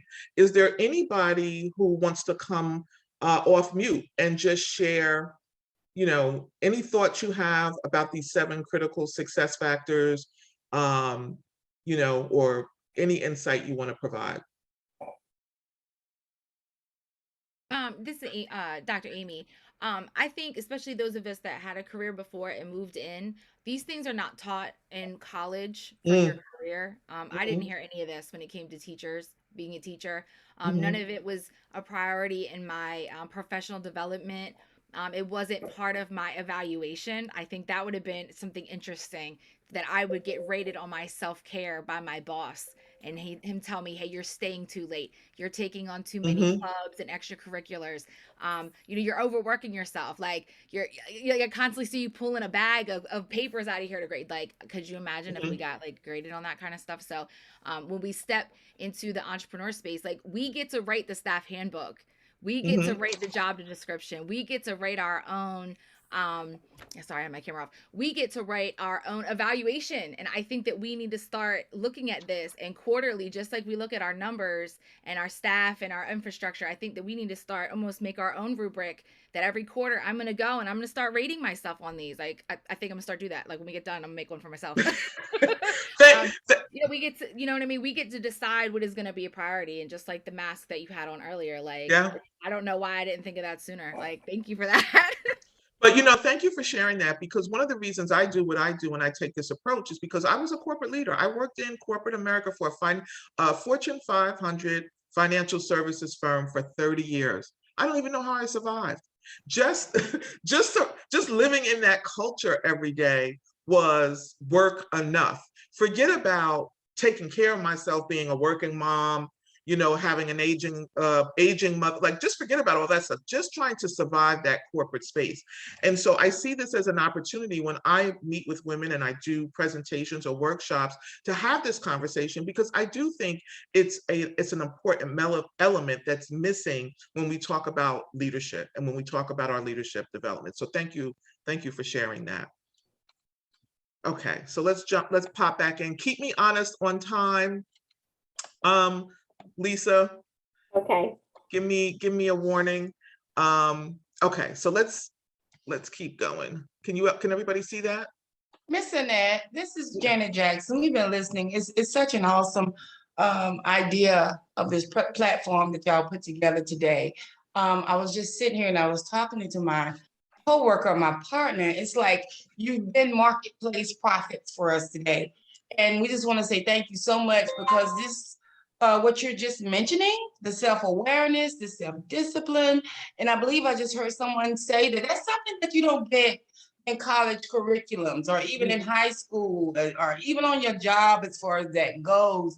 You know, it's just such a game changer for us to be aware of all these different areas as entrepreneurs, because it can throw our life so out of balance when we are not checking those things in our life. Yeah. And my partner is a single mom of 2 kids, you know, so which is my daughter. And so she's constantly having to make sure, thank you for this list. She actually took her phone out and took a picture of it. I said, okay, we can take pictures, but we got to make sure that they are being applied to make us the best that we can be, the best entrepreneurs that we can be. So we just want to say thank you so much for all the information today. It's been wonderful, wonderful, wonderful. And we look forward to just being on many more with you guys. Thank you for sharing that. And listen, you know, sometimes the entrepreneurial world can look really sexy and fun and like, oh, you know, glamorous. You know, it's got that celebrity feel to it. I own my own business. I run my own business. People don't know the depth of work and investment of energy and time that goes into it behind the scenes. Because all you entrepreneurs out there, you make it look so easy. You know, you look good, you're always busy and running and doing this and doing that. And so you make it look so easy. And it's not easy.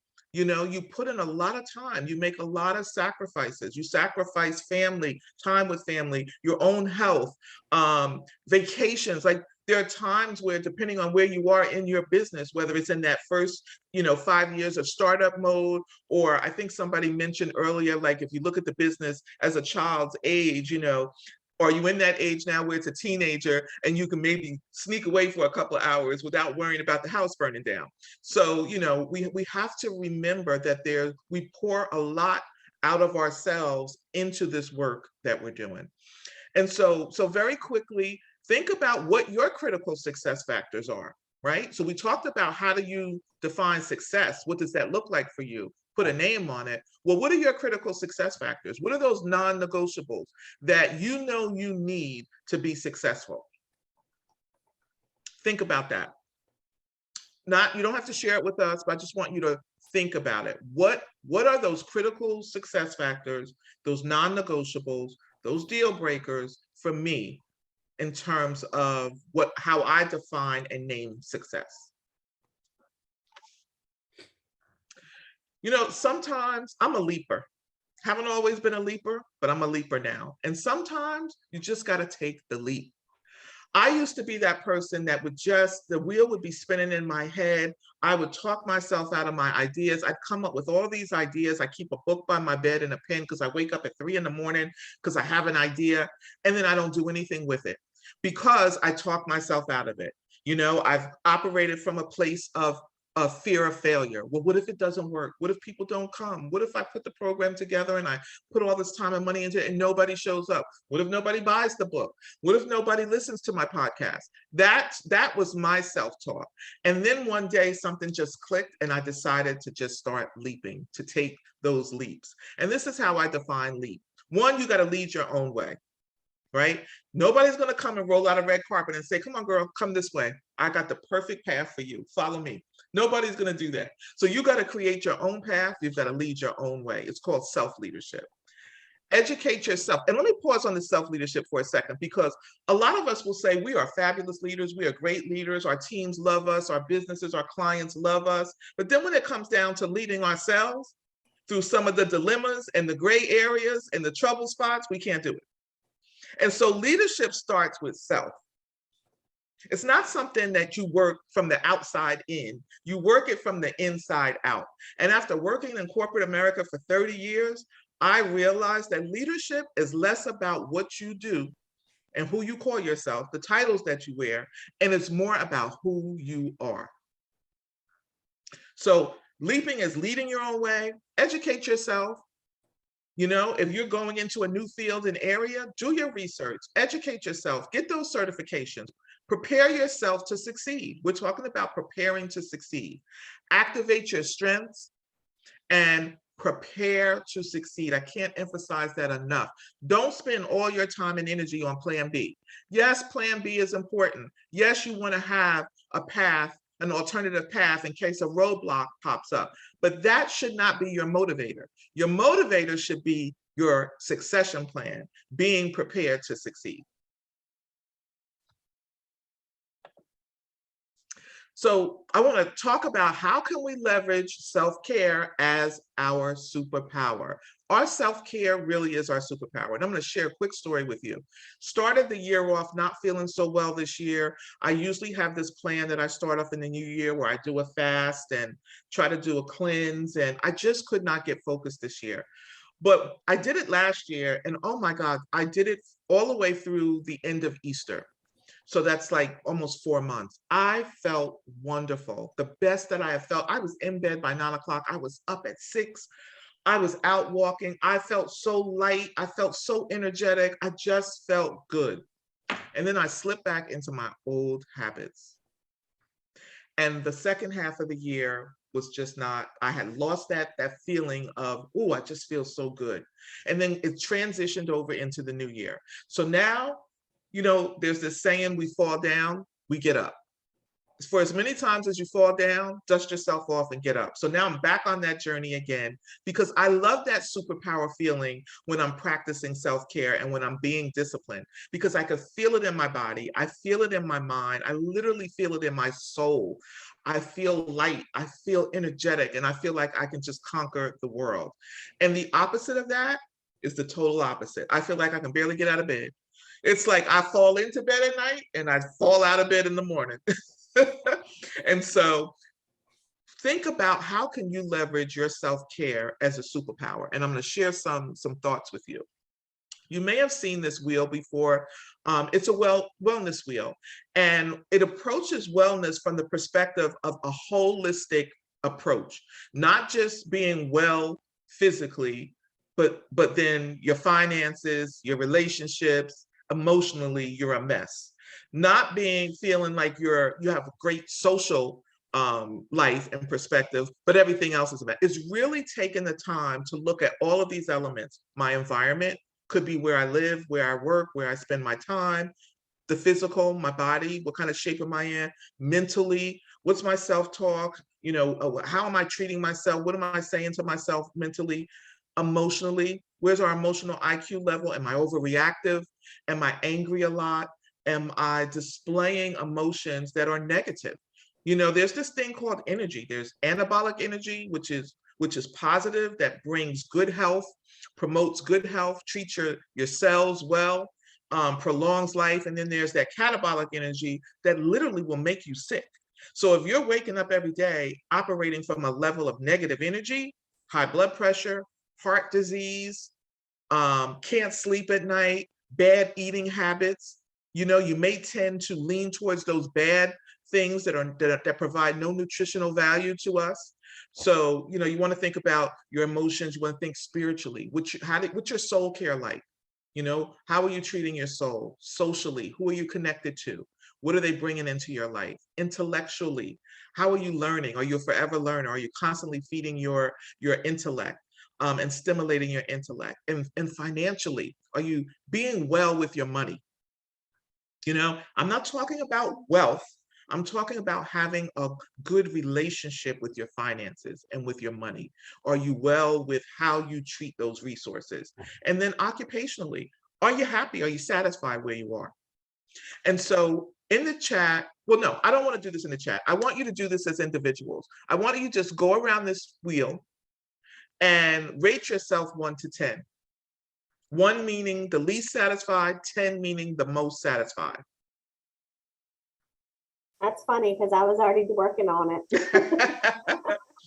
Yeah, go around and rate 1 to 10 in each of these areas. I'm going to give you a minute to do that.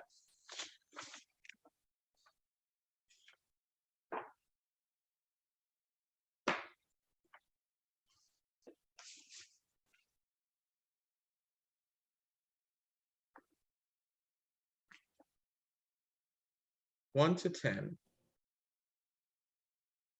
When you say intellectually, what are you referencing? Meaning, like, how are you feeding your intellect? What are you doing? Like, are you learning? You know, Oh. how are you, how are you engaging your, how are you building your knowledge, your intellect around things?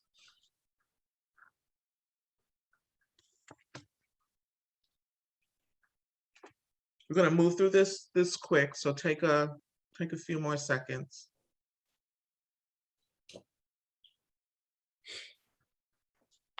And so as you're still maybe kind of finishing this up, here's the key takeaway here.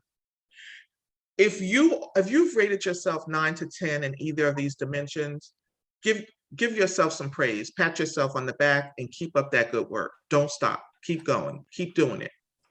If you've rated yourself 6 to 8 in any of these dimensions, you're doing well. You've got a solid foundation. Keep doing what you're doing, but you still have opportunity to improve, right? There's still growth opportunity for you there. If you've rated yourself in any of these areas 1 to 5, red flag, flag on the field, okay? And you want to make that a priority moving forward. So if you've rated yourself 1 to 5 in finance, ask yourself some of the tough questions. What's happening with my finances? Why am I not happy? Why am I rating myself as not being satisfied? What is it? Is it the savings? Is it the spending? Is it the debt?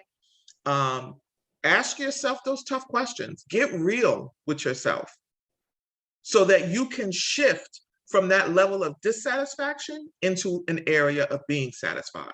It doesn't have to be perfect. It doesn't have to be 100%. But what you're telling yourself is that there's room for you to improve in this area. So now you got to put the action behind it. Give me some thumbs up if everybody has gotten through the wheel, if you're tracking with me. All right, I see some of the thumbs going up. And so I'm introducing this to you as a part of this conversation, but this is forever work. This is forever work. There could be a time where you're at a 10 with your physical health, and then something happens and you're at a 2 or at a 3. And so this wheel, it's a circle because these are all interconnected. You need all of these things. All of these things are a part of who you are. And so I would encourage you to pay attention to those areas that you want to improve upon.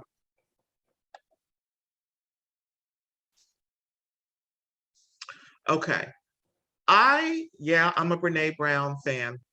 Yes, I am. So I hope, you know, if there's somebody who doesn't like Brene Brown, I picked this because I'm a Brene Brown fan. She writes in a way and talks in a way that really connects with areas of my life that I am always looking to improve upon. And I love the work that she's done with this book, Dare to Lead. I just love the title, Dare to Lead, like the audacity that we be the leaders of our own life. The audacity that we would call our own shots, the audacity that we would articulate our vision and our mission for ourselves versus leaving that up to or putting it in the hands of someone else.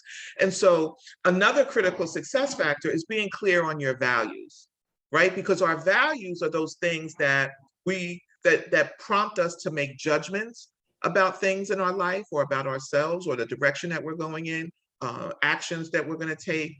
It's really our guiding light. Our values are our guiding light, but only if we practice them and only if we are true to our values. And so getting clear, and there's plenty of exercises out there on Google. You can Google some free assessments and take to get clear on what are your priority values? And are you really aligning those values with the way you live your life and the way you work each and every day? Your values drive your intentions, you know, and so I would say get clear about what your principles are, your standards of behavior, and how important, what are the top most important values, again, those non-negotiable values of yours, and are you keeping them front and center in your life each and every day? Are they guiding you in the direction that you want to go? So here's an example of a self-care plan. And I want you to just put well, how do you practice self-care? Put some of your best or favorite self-care practices in the chat, because I want to hear from you how you practice self-care. But this is an example of a self-care plan. And you can see it's written by hand. You know, you can pull out an 8x11 piece of white paper and write it, or you can get fancy and go into PowerPoint and create one. You could put it on your phone, but having a self-care plan that's in front of you, just like vision boards, right? If you have ever created a vision board, you know, you create it and you put it into this beautiful work of art, and you want to put it somewhere where you can see it every day to remind yourself of what your vision is. It's the same thing with your self-care plan. You know, so what do you do to take care of your mind? Do you meditate? Do you listen to music? Do you do deep breathing? You know, how are you practicing mind care? The same with body. What are you doing? Are you getting enough sleep? Are you drinking enough water? Are you exercising? You don't have to have a gym membership. You don't have to pay money to exercise. You can throw on your sneakers and go out and walk right in your neighborhood, in your community. You know, so what does your self-care plan look like from a physical perspective? What's your network like? Who are the people that are in your inner circle, you know? And what's that relationship like? And is it a positive experience, or is it negative? Or there's some shifts that might need to happen with your circle or the people that you're connected to? And then, of course, not last but not least, spirit. You know, what do you do to take care of your soul? That's the real us. So if you've ever done any mirror work, I've done some mirror work where you get in front of the mirror, and I try to practice this first thing in the morning, like as I'm, you know, doing my washing my face and brushing my teeth. It's a great time for me that's a time that I'm making eye contact with myself, and I try to build in time where I can pause and do that mirror work. It's called soul gazing. You just give yourself a minute, maybe 2 minutes if you have it, and you just stare into your eyes. You get to know the person behind the eyes.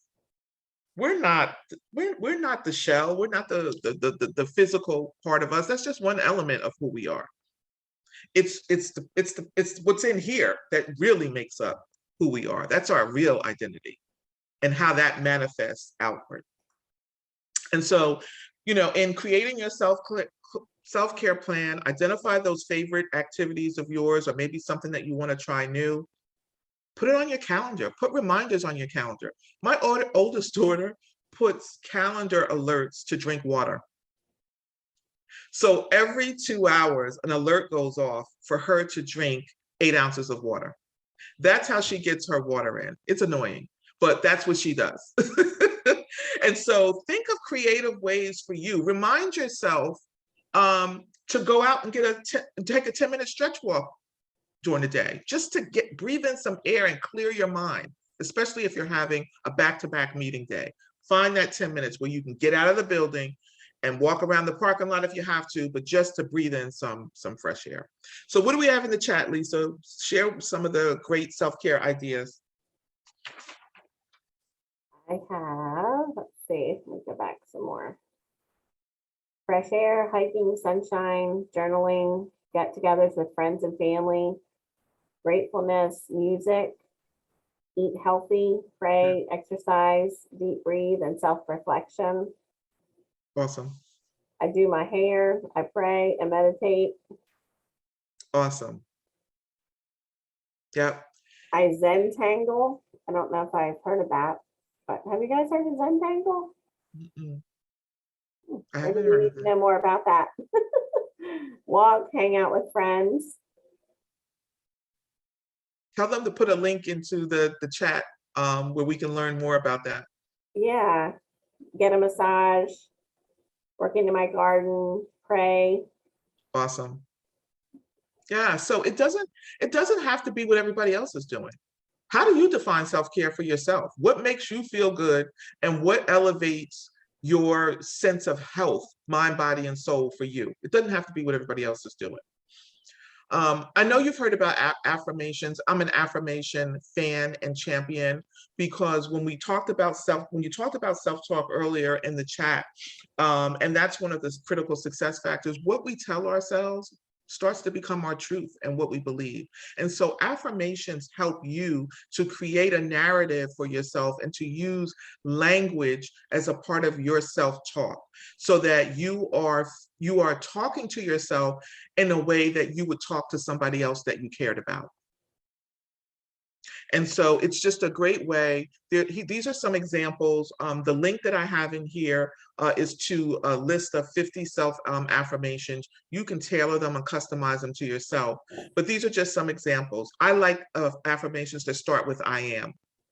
I am successful. I am confident. I am motivated. My favorite right now, this is my kind of motto for this year, is I am living without fear of failure. I'm really leaping a lot and pushing myself out there to pursue things that I'm afraid of. I'm doing it afraid. I'm doing it shaking in my boots, but I'm doing it. And if I fail, so what? I don't even believe in the word failure anymore, because what is failing actually? You know, it's going to teach you something that you need to know to move forward. And so I think failing and falling is important to succeeding. They're interconnected.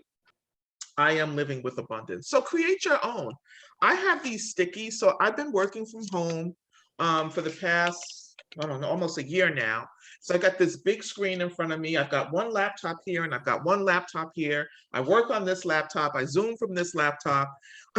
It's crazy, my setup. But what I do is I write messages to myself. These are my I am statements that I stick up on my monitor so that I can see it every day. And I remind myself to take care of myself when I've been in back-to-back meetings all day, or when somebody has struck a nerve, or when I'm feeling frustrated about something. I have it visually in front of me so that I can glance over at it and remind myself to be good to me. That's not crazy at all, Annette. That's a good idea, actually. That's good advice. I need all the help I can get. So I've got sayings and paintings and stickies all over the place, because I need to remind myself. Every room I walk in, I have a reminder to remind myself to be good to me and to show myself grace. And so I want to wrap up with this conversation around being pivot ready, right? And this came up a little bit earlier in the panel conversation. Pivoting is making a change in your strategy without changing your vision. It's a change in your strategy without changing your vision. And so being pivot ready is so important today. We live in such an unpredictable, ever-changing world and society. And so being nimble and flexible enough to not scrap our vision, but to be able to change and modify our strategy is very important. And that applies to everything. If your self-care vision, if something happens and you can no longer do what you said you were going to do, pivot, find something else. Maybe you wanted to run a marathon, but your knees are like, no. There will be no running of the marathon for you. The knees are not having it. Then walk. Pivoting is just keeping that vision in front of you, but being flexible, nimble enough to change your strategy so that you can keep that vision in front of you and stay on that path to success. Here are some, again, I told you I love asking questions. Here are some pivot questions that you can ask yourself. Do I still love what I am doing? And if not, why? And what am I going to do about it? Am I making an impact? What results am I achieving? Am I meeting client needs? Am I communicating clearly my value add? And obviously, if you're not, what do you want to do about it? What's the pivot that you need to make? What's the change? What's the action? And then don't just pivot for the heck of pivoting. Pivot with a purpose. Assess your situation objectively. You know, be objective, get feedback from somebody else if you need to. Be open-minded. There's no one straight path anywhere. You know, there are roadblocks, there are detours, so be open-minded. Avoid quick fixes and emotion-driven solutions. Somebody told me years ago, don't make critical decisions when you're in an emotional state. Give yourself time to recenter and let that wave pass and then make the decision. But pause if it's being driven by emotions. Ask for guidance, learn from your mistakes. They're just mistakes, learn from them. Establish a backup plan. Listen, I talked a lot about prepare to succeed, but that doesn't mean throw the backup plan out the window. It just means shift your energy. Don't go into something preparing to fail. Go into something preparing to succeed. And then align the correct resources. And so just a little bit of information about me if you want to connect. My business is, I have two businesses actually. As the Fly Coach, I do leadership coaching for women. I do one-on-one coaching, a small group coaching. And my consulting business, AJ Leads, is a leadership empowerment, awareness, and development strategies business, where I work again with small businesses. Although by referral, I've worked with some larger organizations, but I like working with nonprofits and small businesses and educational sectors to help, especially women, up their leadership game. You know, I love doing the leadership coaching and doing the leadership development work because why? I was in that space for 30 years. I think I've learned a couple of things and would love to share that with other people. If you're on Instagram, follow me at Living in the Good Space. I have a new video podcast. I just celebrated 1 year in February. And so I think I'm up to episode 15 or 16 now. So feel free to check me out. The link to the bio to Living in the Good Space is on my Instagram page, or you can go to my website. This is AnnetteJohnson.com, and you can see previous episodes there. I invite you to subscribe, follow me, and if you want to be a guest on the show and you've got something good that you want to promote, a product or your business, reach out to me. You can reach me at AnnettePJohnson@gmail.com. Lisa has all my contact information. She can get to me faster than anybody, I think. So feel free to reach out to her. And then my self-published book, Forgive and Love Yourself. I wrote that book when I was going through my certification training and came face to face with some things of my past that I wanted to make peace with. And so I wrote this kind of memoir / guide on the importance of forgiving and loving yourself, and included some strategies and built a journal into it so that I can, through my story and experiences, help other women be forgiving and loving to themselves, especially during those times where we might have let ourselves down or been disappointed in some way. Thank you so much, Annette. That was awesome. Thank you so much, Lisa, for inviting me.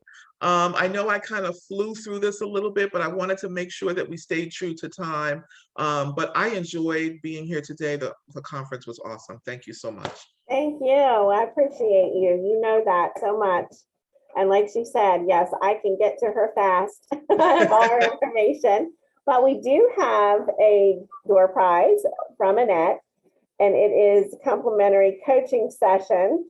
And it's 2 30-minute coaching sessions or 1 60-minute coaching session with Annette. So let me pull a name for that.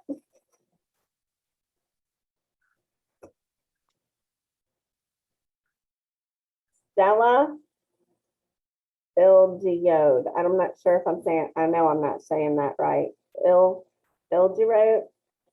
You'll have to say it for me, Stella, if you're on here. Stella, are you on here? Let's see. I don't see Stella on here. I was just looking. I don't see that name. All right, so I'm going to pull another one.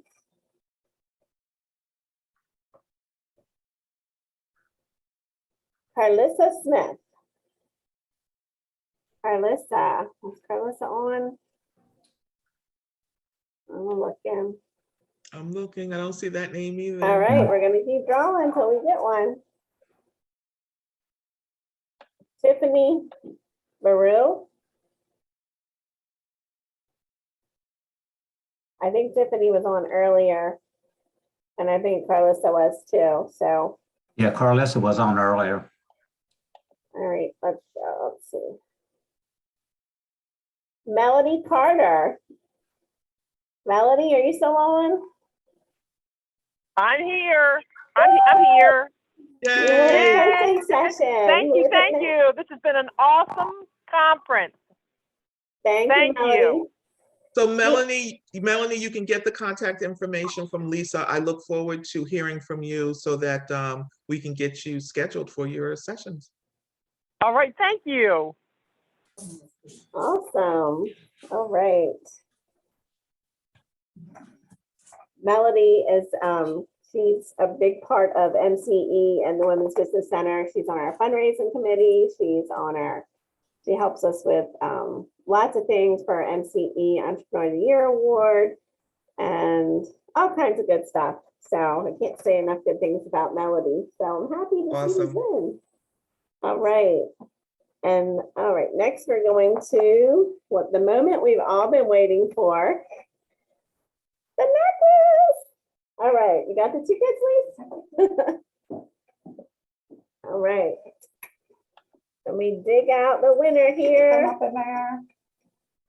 All right.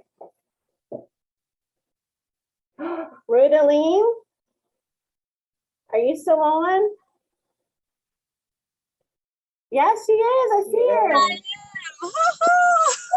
Woo! Awesome. You're the winner of the necklace from Queen's Jewelers. Thank you so very much. I learned so much. And sometimes, you know, it's easy to really beat yourself down for where you are not and what you know you haven't accomplished yet. But I think, you know, just getting things from the ground up and having all those awesome ladies sharing their background knowledge and inspiring stories, that really helped me. I almost gave up this morning because I had an appointment, but I put myself on mute so I could carry, you know, I have 2 pages of notes that I took. So thank you so very much. And continue to do what you do and inspire other women, you know, to really build themselves up and serve the community. Awesome. I have 2 pages of notes just from Annette. Plus, that's not including everybody else today. I do. Thank you guys so much. I want to thank all of our speakers today, everyone for attending, all of our sponsors and virtual vendors. Again, thank you. Also want to shout out to WDC staff for all their help and MCE staff as well. So want to include everybody and anyone that don't feel bad if you missed part of the conference, because we're going to be sending out the recording to everyone. That way you have it if there's something you missed or want to go back and listen to again. That way you'll be able to do that. So we'll get that out to you sometime next week. And as far as prizes, don't forget to email me at ltwilley@marylandcapital.org so we can connect. If I'm actually going to be out next week, but somebody will be checking my email, so they can definitely connect and get back to you if you want to stop by and pick it up, or if we need to mail it to you. So thank you all again so much. We appreciate it. I shared in the chat how to sign up for the newsletter. If anybody wants to sign up and get our newsletter each month and keep up to date with the workshops and events coming up. Oh, I'm glad you did, because I meant to bring that up earlier. Be sure to connect with us. Yes, for our newsletter. If you register for our newsletter, that's how you know about the workshops that we have. Any kind of events we do, you'll get a notice via email. So be sure to sign up for that. Lisa, before you log out, I have to just share this brief experience. Miss Anita Johnson was talking about leaping. Unfortunately, there's been a great deal of suicide amongst our young persons. And it was a young man who went up to the 4th floor of a building. The concrete was what he would land upon. He said his prayer. And as he was falling, he was still praying. When he hit the concrete, he was escorted to the hospital. His mother came along and she was able to get in. And this was during the height of the COVID. She was able to get in. She said she was expecting to see her son all bandaged, bruised, and what have you. She got in there and she touched him. Wasn't a thing wrong with him. She says, "What happened?" He says, "I said my prayers to Almighty God, Jehovah, and because I'm just giving up. I was just giving up." And he says, "As I was falling, I was still praying." And even though he hit that concrete, they did MRIs, CT scans, they did everything. Wasn't a scar on him. So when we leap, we have to have faith when we leap. Without it, there's no success. Thank you. Amen to that. I agree. Lisa, if I could just thank you, Elena, if I could just remind the women to take a look at the Balt Metro WBC's website. We are doing our summit in collaboration with MCE on the 24th. And that is a summit where we pay for services of an accountant, marketing expert, and a contract management expert for your services. So take a look at it. It's first come, first serve. When the money runs out, the money runs out. Okay, so I hope to see you on the 24th, and you would have to be at the summit for the duration of the summit from 9 to 1, and you walk away with an appointment. Thank you, Lisa. Just wanted to Thank you. Thank you. I'm glad you brought that up. I've been trying to think of everything, but I'm sure there's things I've forgotten. And I hope I didn't forget to thank anyone, because we appreciate every single one of you, all our attendees, all of our speakers, giving your time today.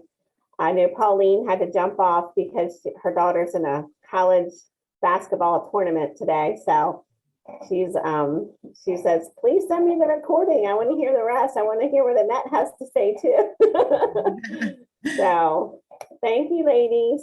Hi, Annette. Have a great weekend. Enjoy. Take care, everybody. Yeah. Yeah, thank you again, Annette. Bye, thank you. Bye. Thank you. Thank you, everyone. Thank you.